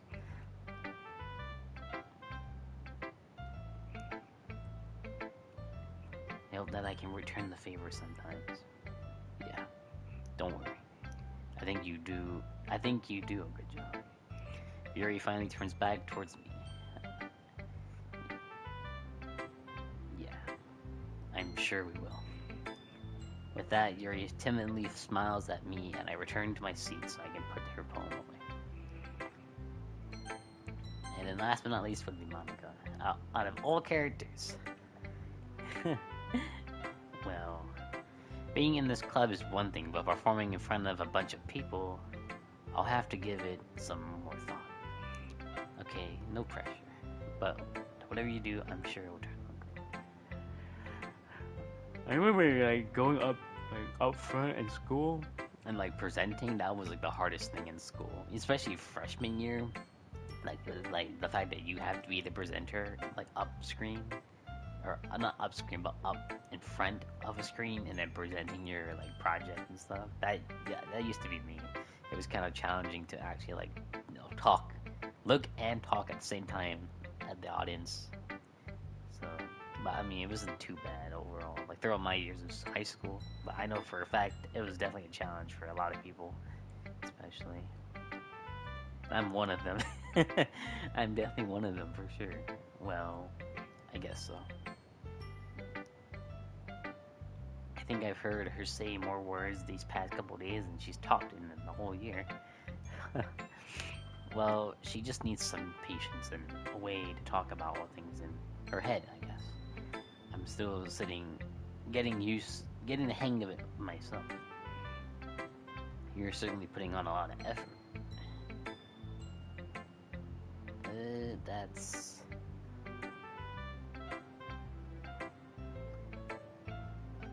reading the edgy novel with her. Well, I just feel bad that she has a hard time socializing. It makes me want to make sure she doesn't spend all her time alone. Besides, the novel isn't too bad either, you know?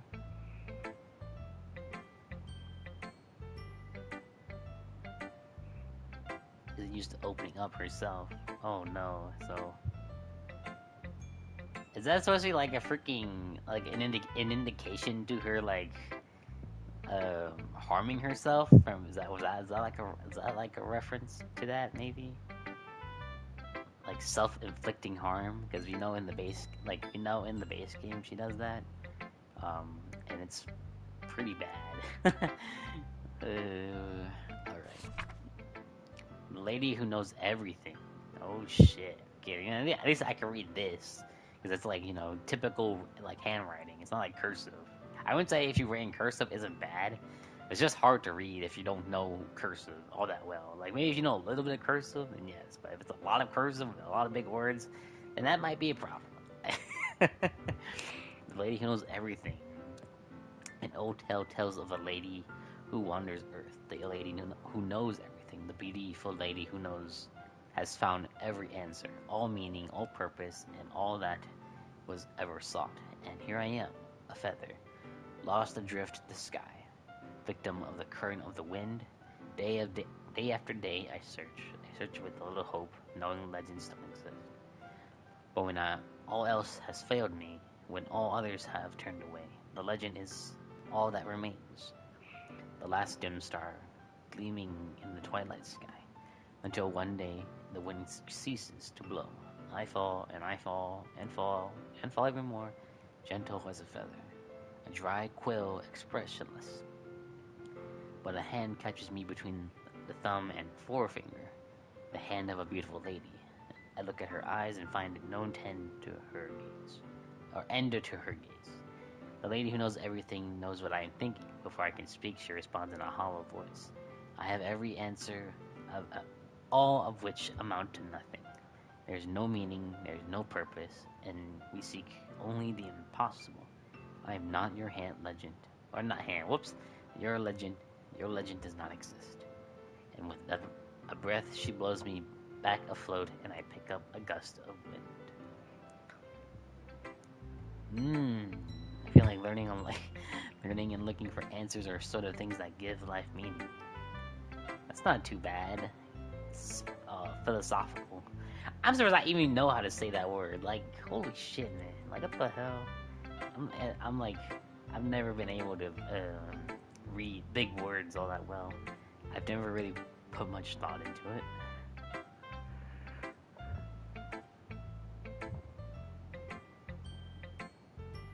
Oh man.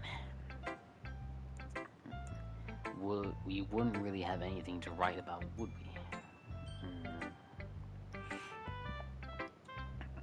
You mean one-dimensional.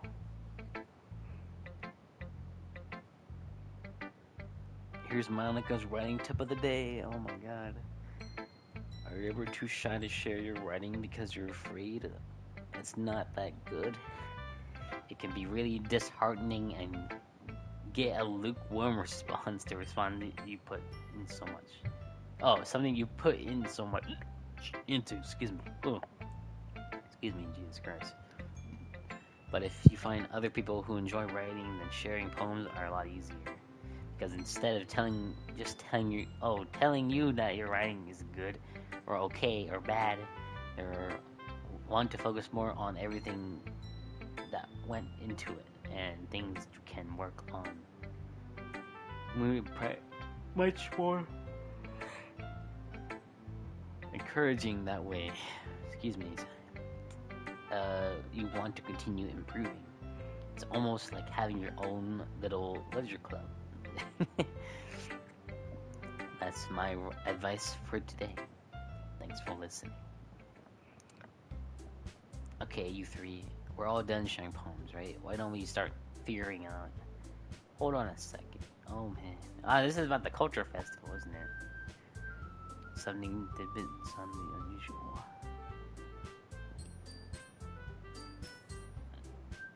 Catchphrase. I'm pretty sure she has one.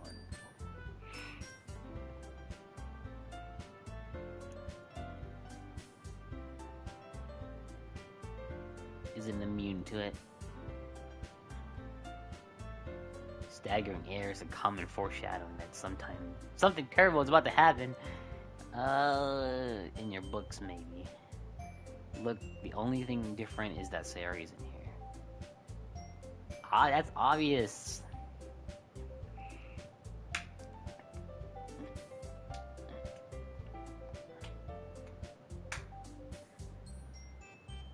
She went home early, bro.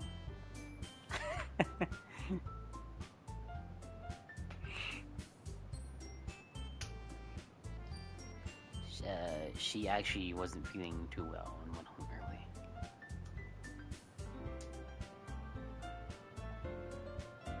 Of all times to go home with her and you pick the time she's not feeling well. So much for the two beings all lovey-dovey. That ain't true. No. First of all, stop misunderstanding my friendship with her. And second, she's kind of been avoiding me today, so I don't want to force it. Ooh. The infamous ooh, literally like in the classroom, like, oh man. That curious expression coming from Yuri of all people. What did she say? Anyway, we need to figure out the rest of the festival's preparations, so let's decide what everyone's going to do this weekend. Excuse me. Jesus Christ, I'm about to like fall asleep. Getting kind of tired. It is 5 o'clock, I believe. 5:41. 2 hours in the stream. 2:34. So not too bad. We'll keep going. We'll keep going a little bit longer, maybe. Don't know how long, but we'll see how long. Watch me like end up falling asleep mid-stream, and you guys are just gonna keep typing in chat and like, you're asleep, and like I don't know, you hear me snoring. Like that one like VTuber anime where she like fell asleep leaving her stream on, and she was like snoring, sleeping, and everyone was like, it's like it was so out of character for her because like she usually always turns off her stream, but like she forgot to, and then she fell asleep snoring, and then broad daylight her stream was still on, like it was still going. It was a good anime. That's like that was the complete definition of like VTubers. Like pretty much just any in general, really. It's not really just Japan, but like it was just like a really good interpretation of like all VTubers. Like if that were to happen to anyone, it could happen to anyone. Just not even like it could just happen. It was good though. I'm useless. No. Probably get to a checkpoint here. And then we'll probably do the other. The other like the side stories, we already I already did this in the game, but we might as well do it anyway for stream because why not? Just might change up something, give it a different narrative instead of the MC's narrative. We're gonna go from MC to like all the other girls' perspectives and narratives on how they all became to come to the Luge Club.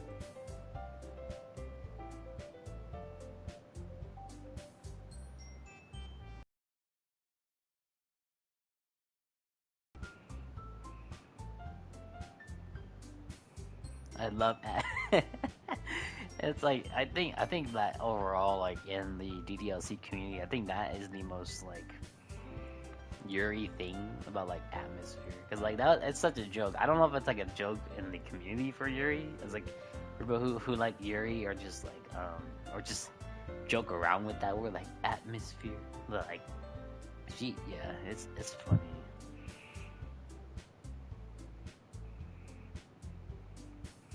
I had to pick both. I had to pick one of two, don't I? We're just gonna go with Yuri's route because that's the whole. That was pretty much the whole goal for this stream. Just like a Yuri. Uh, yeah, route. There you go. Yeah, that's what I was trying to figure out the word. The route.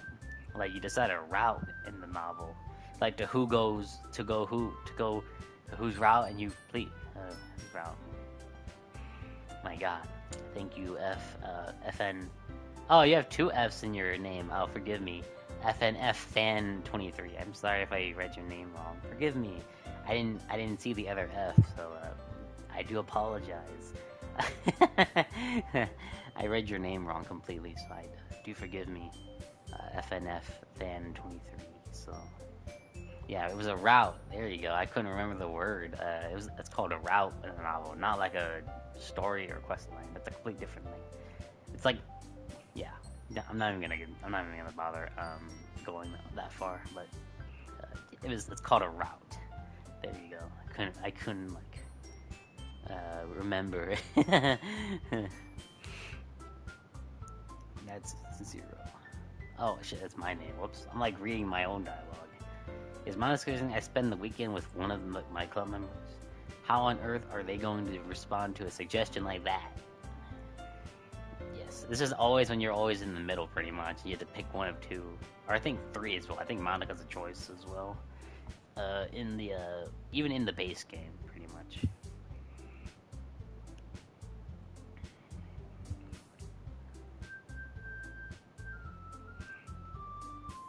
You know, like being around. If you only make him out to be a nuisance, oh my god.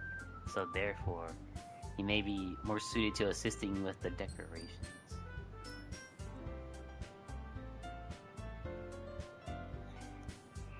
I don't know if you were to ever be in like any kind of festival, or just like a festival in general, what would take more time? Would like baking take more time, or would decorations take more time?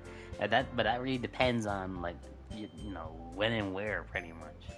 Because like how would you how would you put it into a like what takes more time? Cooking food? Because like you have to take steps to make ingredients, prep your ingredients, then start cooking, baking, timers and all that, and then set and then get them ready. And then decorations also take time to for certain decorations and then big banners, and all that stuff, paint. You got like a bunch of other colors and like you had to decide whether it would be cooking or decorating. What would take more time? I think probably I'd say like I guess the most common. Well, I wouldn't say common. I think cooking would take more time. I think just because I think decorating also takes a lot of time, but I think that isn't too bad. I think cooking is a bit more time because you have to make sure it's actually somewhat perfect or somewhat close to perfect, like decently to execute for a festival and like actually it's edible. Make sure it's edible and not like tastes like burnt food and like you basically rushed your whole life. So I think probably baking and cooking would probably take more time, essentially, over the decorating.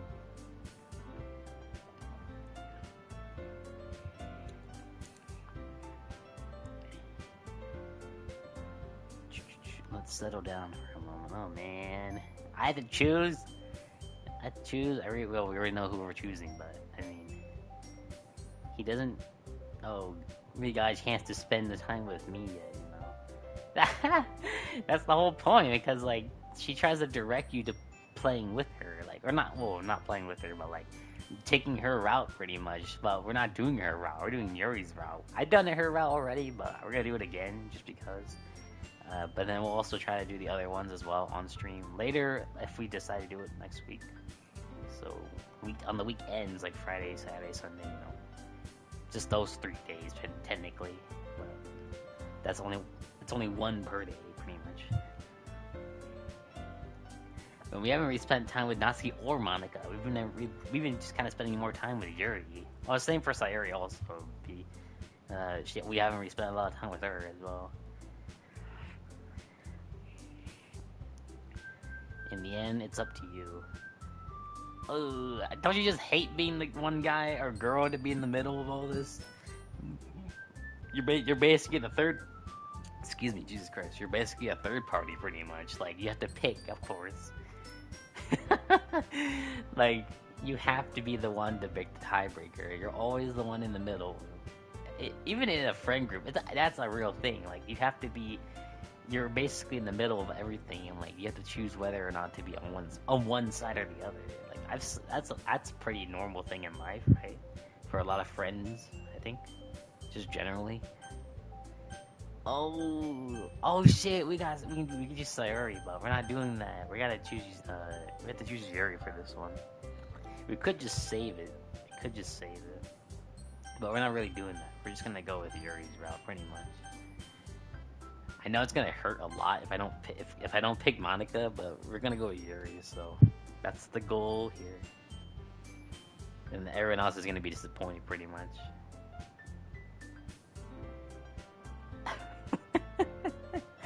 Natsuki's always fussing with an attitude. Makes sense because she knows she loves the main character. She just has a hard time expressing it because we all know how she is and how she acts. Very, very tsundere like. That's the definition right there, pretty much.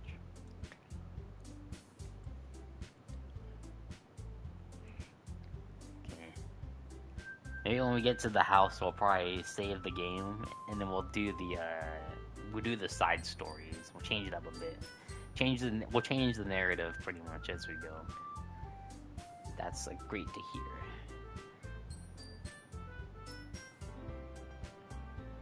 hear. I already said I would be fine.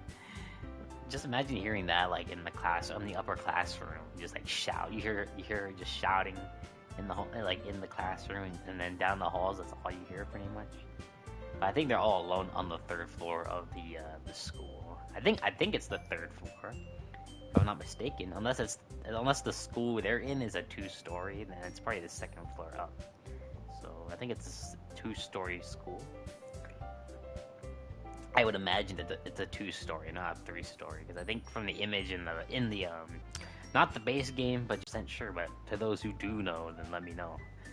That'd be kind of helpful. I don't know everything, but I'm just gonna go off of my own guessing. It's a 2-story. It's 2 stories.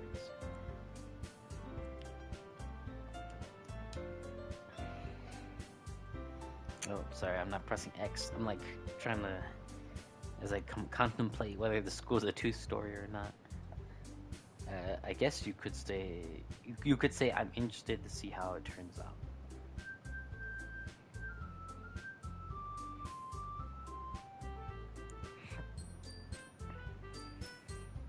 Why is everyone yelling at me?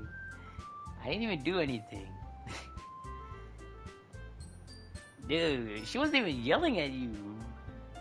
That's not what I meant at all. Oh my god, Yuri anxiously glares between everyone in the room.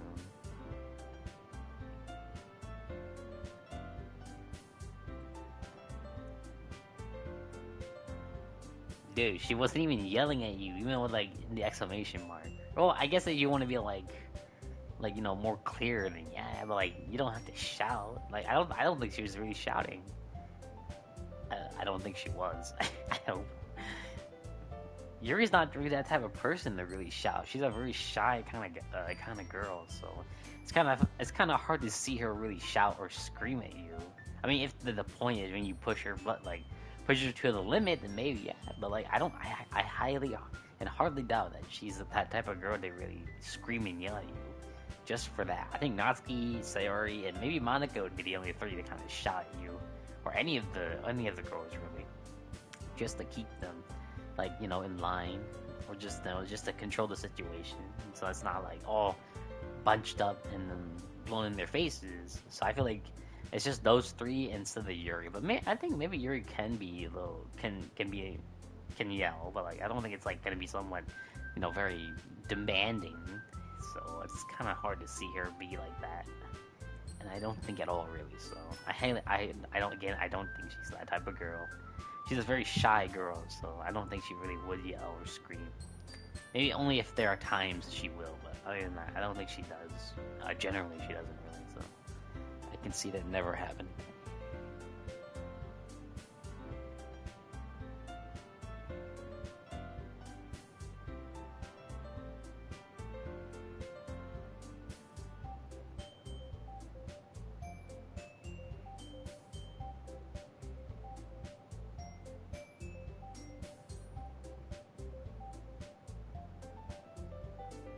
I think in the PC version, her emotions change and you don't pick her. Unless it's, I can't remember the last time I played. It's like, I think last year or so. And like, I think her expression did change and I didn't pick her, so. I turn around. Yeah, you get her phone number. Or, yeah, her phone number. Oh, alright. You're right. I can't believe that I slipped my mind. Should I give you my phone number? I think that would be the best way, yes. Alright then. Exchange phone numbers. Sweet. My house? Is that a problem? No, no, no. I just thought that would be the one going to your house since I am the one helping you. I suppose that makes sense. But if you don't mind, I think I prefer going to your house. Alright. In that case, it won't be a problem. I decided not to press Jerry for a reason. It's not like it should matter whether much neither way, so I'll just need to make sure my room is clean. I hope I managed to make myself useful in some way. I'm not nearly as creative as you are. I mean, shit. You might as well just start cleaning your room when you get home. Wait, you don't actually think that, do you? Oh my gosh. No, shit. You're forgetting the one reason with the most common sense. With the most common sense. I chose to help you because that's what I want to do. Yuri thinks to herself an extremely tense expression. Yuri, you're overthinking this. You wanted me to point out when you're overthinking, right? Ah, man. I'm telling you what I want to. That's all there is to it. Do you believe me?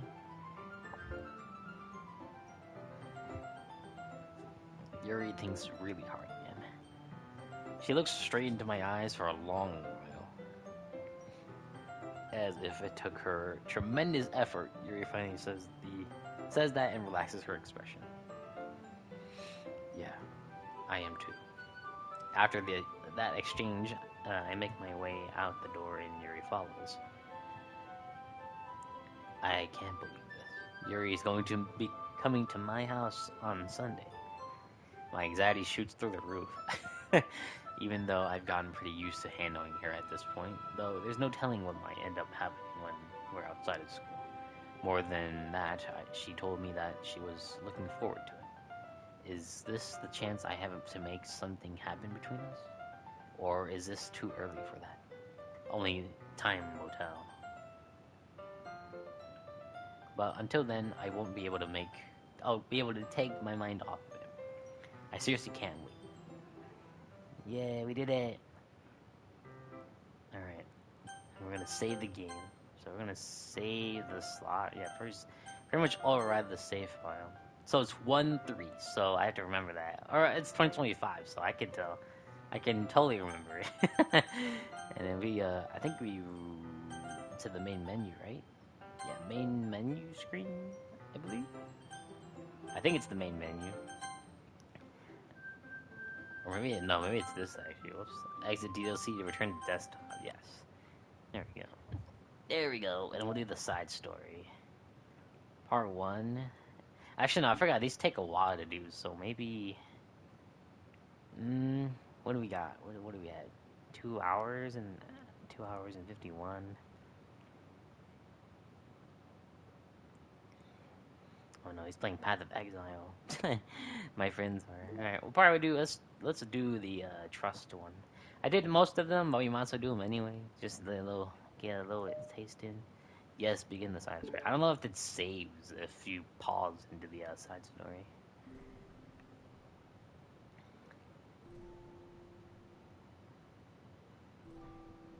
Oh man, this is like when they first start out. I think trying to do the club. So it's a nice way of change. I think it is 2 stories. I'm pretty sure the school's only 2 stories.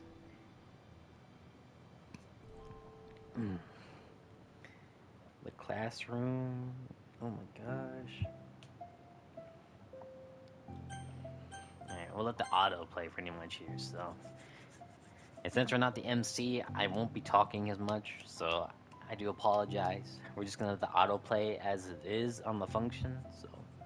But if you wish to talk in chat, let me know, and I will respond to anything I can to the best of my ability. Or if you're just here to watch, play, just chill, relax, then feel free just to watch.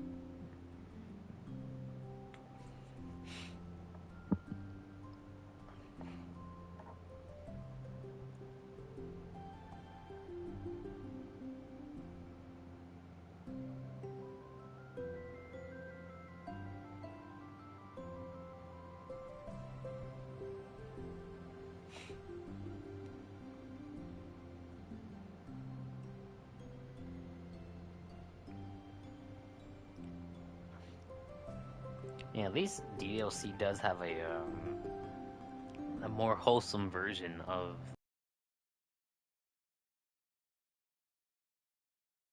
I didn't think like in the year like we actually get a game of DDLC and like freaking have it as more of a more wholesome version because it's the first ever I think to see DDLC on PlayStation. Like it was just a sudden it was out of nowhere. So and honestly I was honestly pumped to play it, dude. Like I won't lie, I think it's a good game.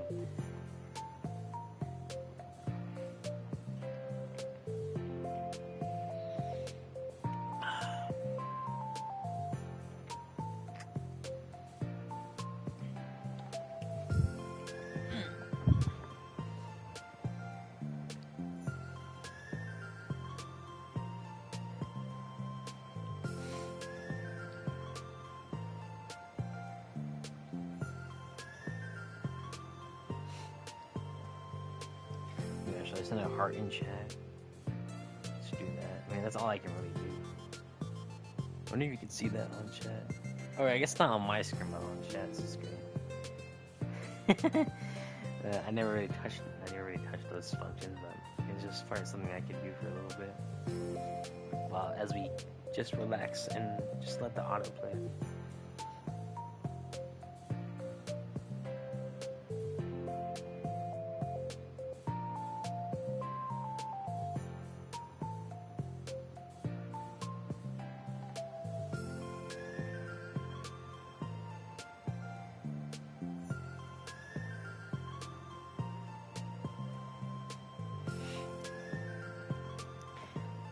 When playing this game for like the first time, it was like, oh man, was it gonna be like that? Was it gonna be like a darker version? Or not darker version? Was it gonna be the same like the vanilla game, like the base game? Like, are we gonna get those like kind of like horrific cutscenes and stuff, and like those like kind of? I think they're pretty graphic, but like But no, it wasn't like that actually. When I first played it, it was actually wasn't too bad. Luckily, when I did finish the game, just generally just finishing the game, just the story and then doing the side stories, it honestly kind of broke my heart. It kind of did make me cry a little bit. Like my eyes were watering. They weren't tearing up, but they were watering. Because I think I think it was one of the side stories and with Monica and Yuri. Not Yuri, with Monica and Sayori together. It was really sad.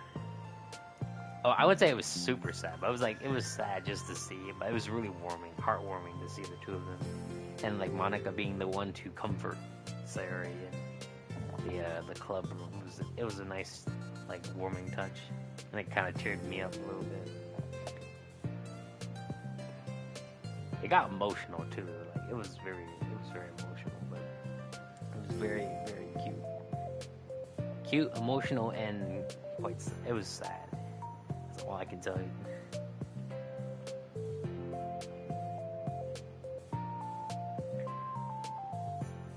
Excuse me, Jesus.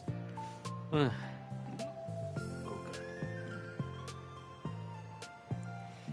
6:03, and we're about almost 3 hours in. Not doing too bad. Not too bad.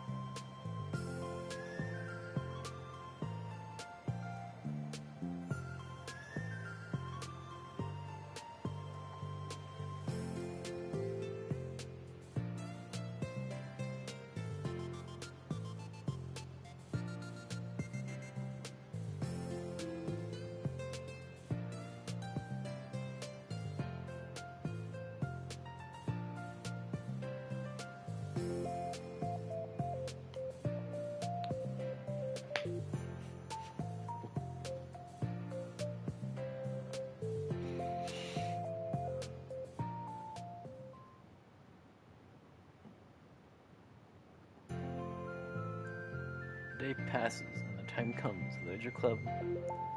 I can't read that fast. If I slow down the audio, if I just don't, I don't press the auto. But she finds herself waiting longer than expected for Sayori. 10 minutes. I've already. I wonder why I put the speed on that. I should probably turn it down just a tad, so then like, I can actually read the dialogue before it starts to skip over. But I mean, I don't think it's all that. I don't think it's gonna be too much of a big of a deal. So.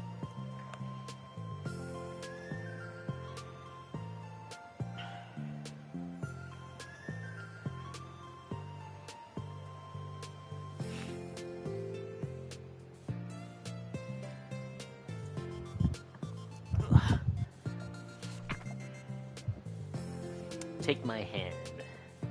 Well, we might as well read the poems, I guess. Take my hand, take me forward, take me to your dreamland. Caution me to watch my steps, so I can't look back at my footprints. Climb the stairs ahead of me while I look up to you. The more I look forward, the more I look up, the more I can lend to you. If you can trust me to flow your pace, I trust you to set it. If you can trust me to lend you a smile, I'll trust you to return it. Take my hand, take me forward, take me to your dreamland. Oh my god, it's so wholesome. So wholesome, cute.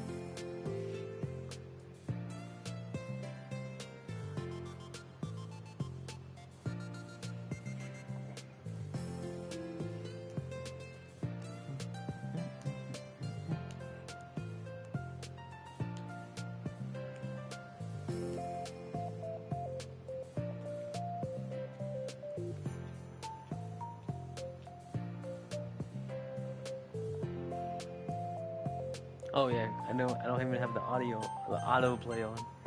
I keep forgetting to do that. I did do that.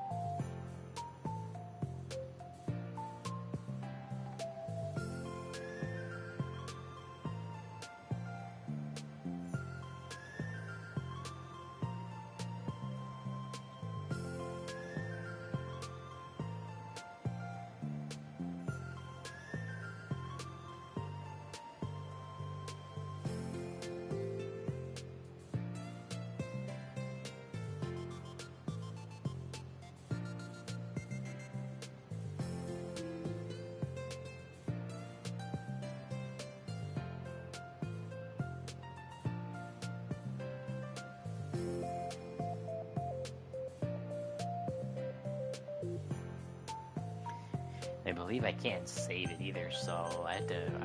We pretty much have to we have to finish the side stories, but they don't. I don't know if I let the autoplay and it'll take a while, so we'll probably just tap as we go through. Probably be too fast for the dialogue for you guys to read, but I do apologize. Probably won't try not to be here too long, but we'll probably end the stream after this little encounter, this cute encounter and little story. So just need to finish up. I'm like trying to rush as I finish up. I'm gonna go a little slow so that at least some of you who wish to like listen or not, I wouldn't say listen, like look at the dialogue and then at least understand what's going on in the story. Then I will do that so to the very full extent.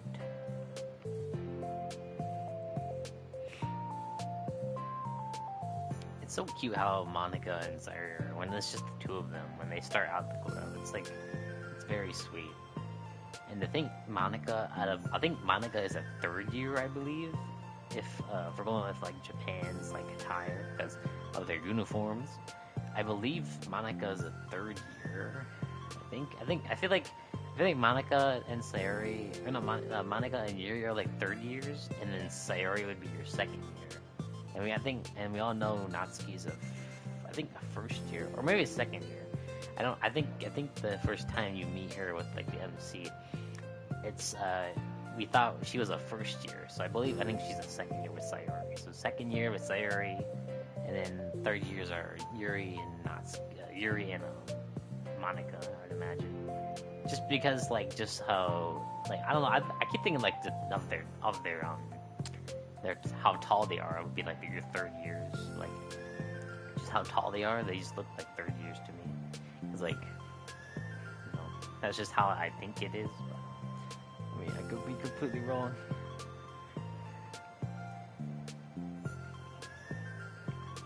How do you get that access across people? Oh,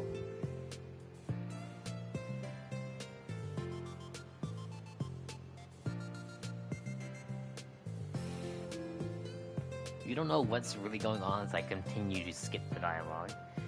Really, all what Monica and Sarah are really just generally doing is trying to recruit people into the Literature Club, which is a new club that Monica formed during her year in school, and it was something new and challenging for her because she was a part of the debate club years ago, and all it really was just debating back and forth, and it was kind of annoying her, it was bothering her.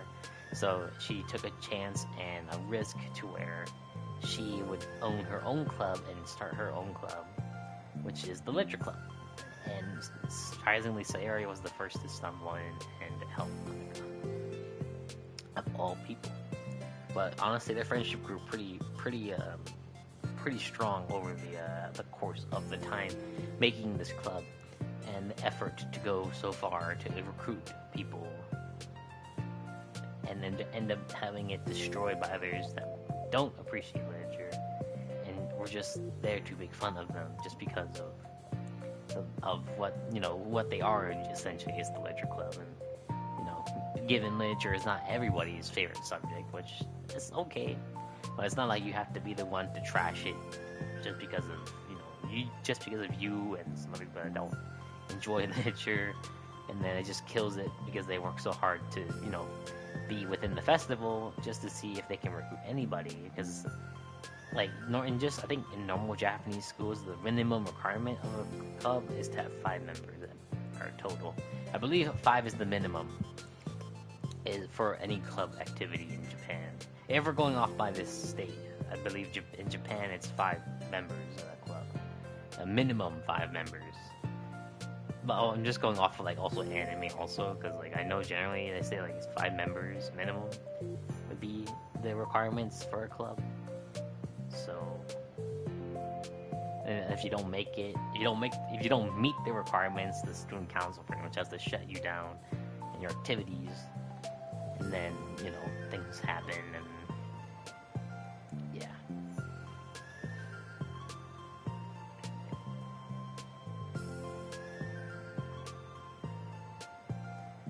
Then lowers her voice to a whisper.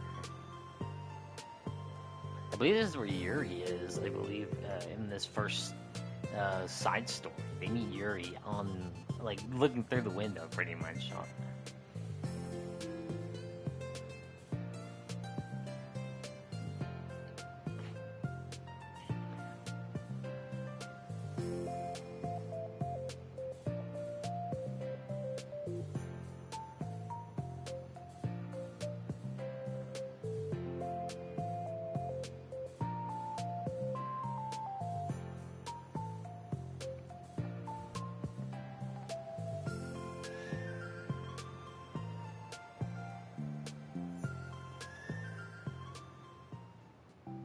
Upon returning, Monica and Sarah resumed their strategy meeting. They had discussed various different kinds of recruitment tactics from professional to silly. After going through Sayori's list and with Monica coming up with ideas of her own, the two just end in a better spot than from where they began. That was a very productive, wasn't it?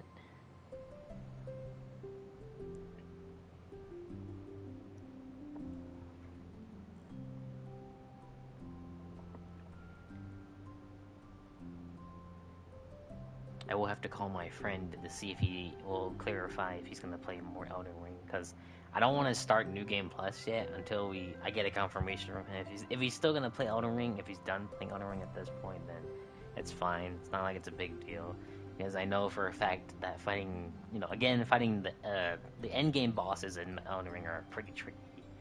So I don't blame him for not wanting to really continue Elden Ring or never come back. So I don't blame him at all.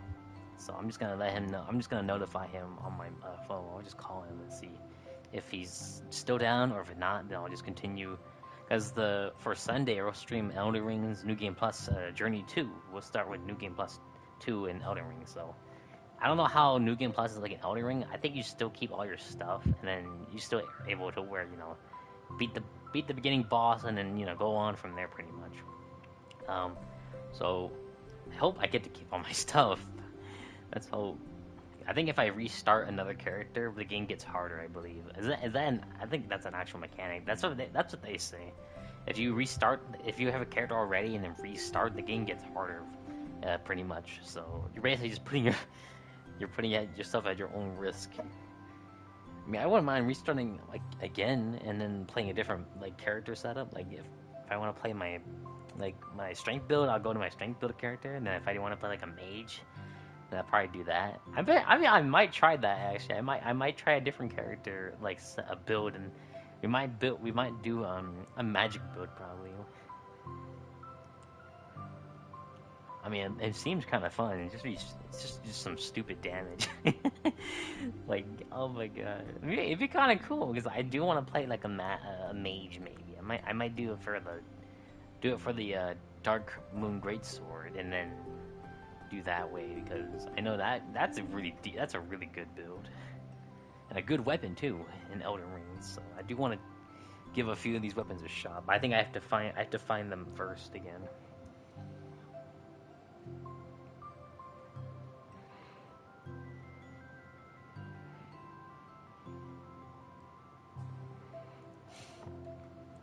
Monica returns Sayori's smile.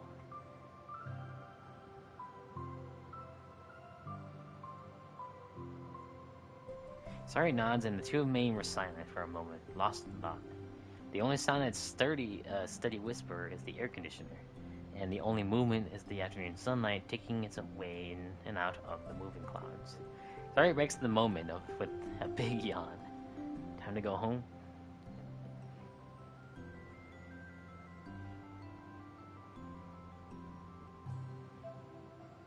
Oh, so sweet.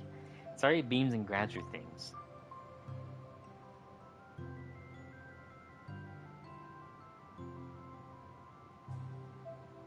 Sayori waves enthusiastically at Monica. Monica smiles and waves in return as Sayori spins her way out of the classroom. All alone, she sighs to herself and takes a minute to zone out. She wasn't prepared for her self-reflection, encouraged by Sayori, but she decides it was something she probably needed right about now.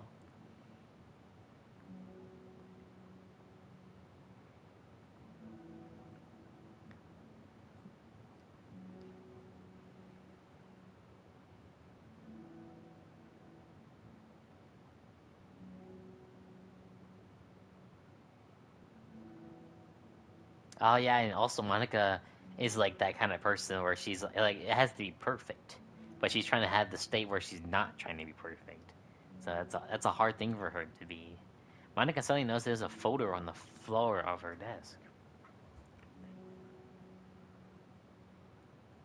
Worried, Monica opens the folder to check. Poems. It's a folder of poems. Become the flower, a feeling of joy as a flower plucked from the ground. The color, the scent, it's so pretty in my hair. Every day I pluck some flowers as though as they grew just for me. A lifetime of peace and nourishment, yanked away in an instant, all for me, all for joy. I need more. I need more joy. I need more happy. Pluck, pluck, pluck every day. Pluck, pluck, pluck, so pretty in my hair. Pluck, pluck, pluck, you're going to die. And you too. Writhing my feet, a flower stands alone. It beckons to me. I twist the stem, freeing it from the clinging roots. Carryingness to find joyous moments in between my fingers. But to what ends? I look in every direction, and the field I stand, the prosperous field, is a barren wasteland. The fruits of my labor, the carnage of my joy, and that is why I decide I must become the flower.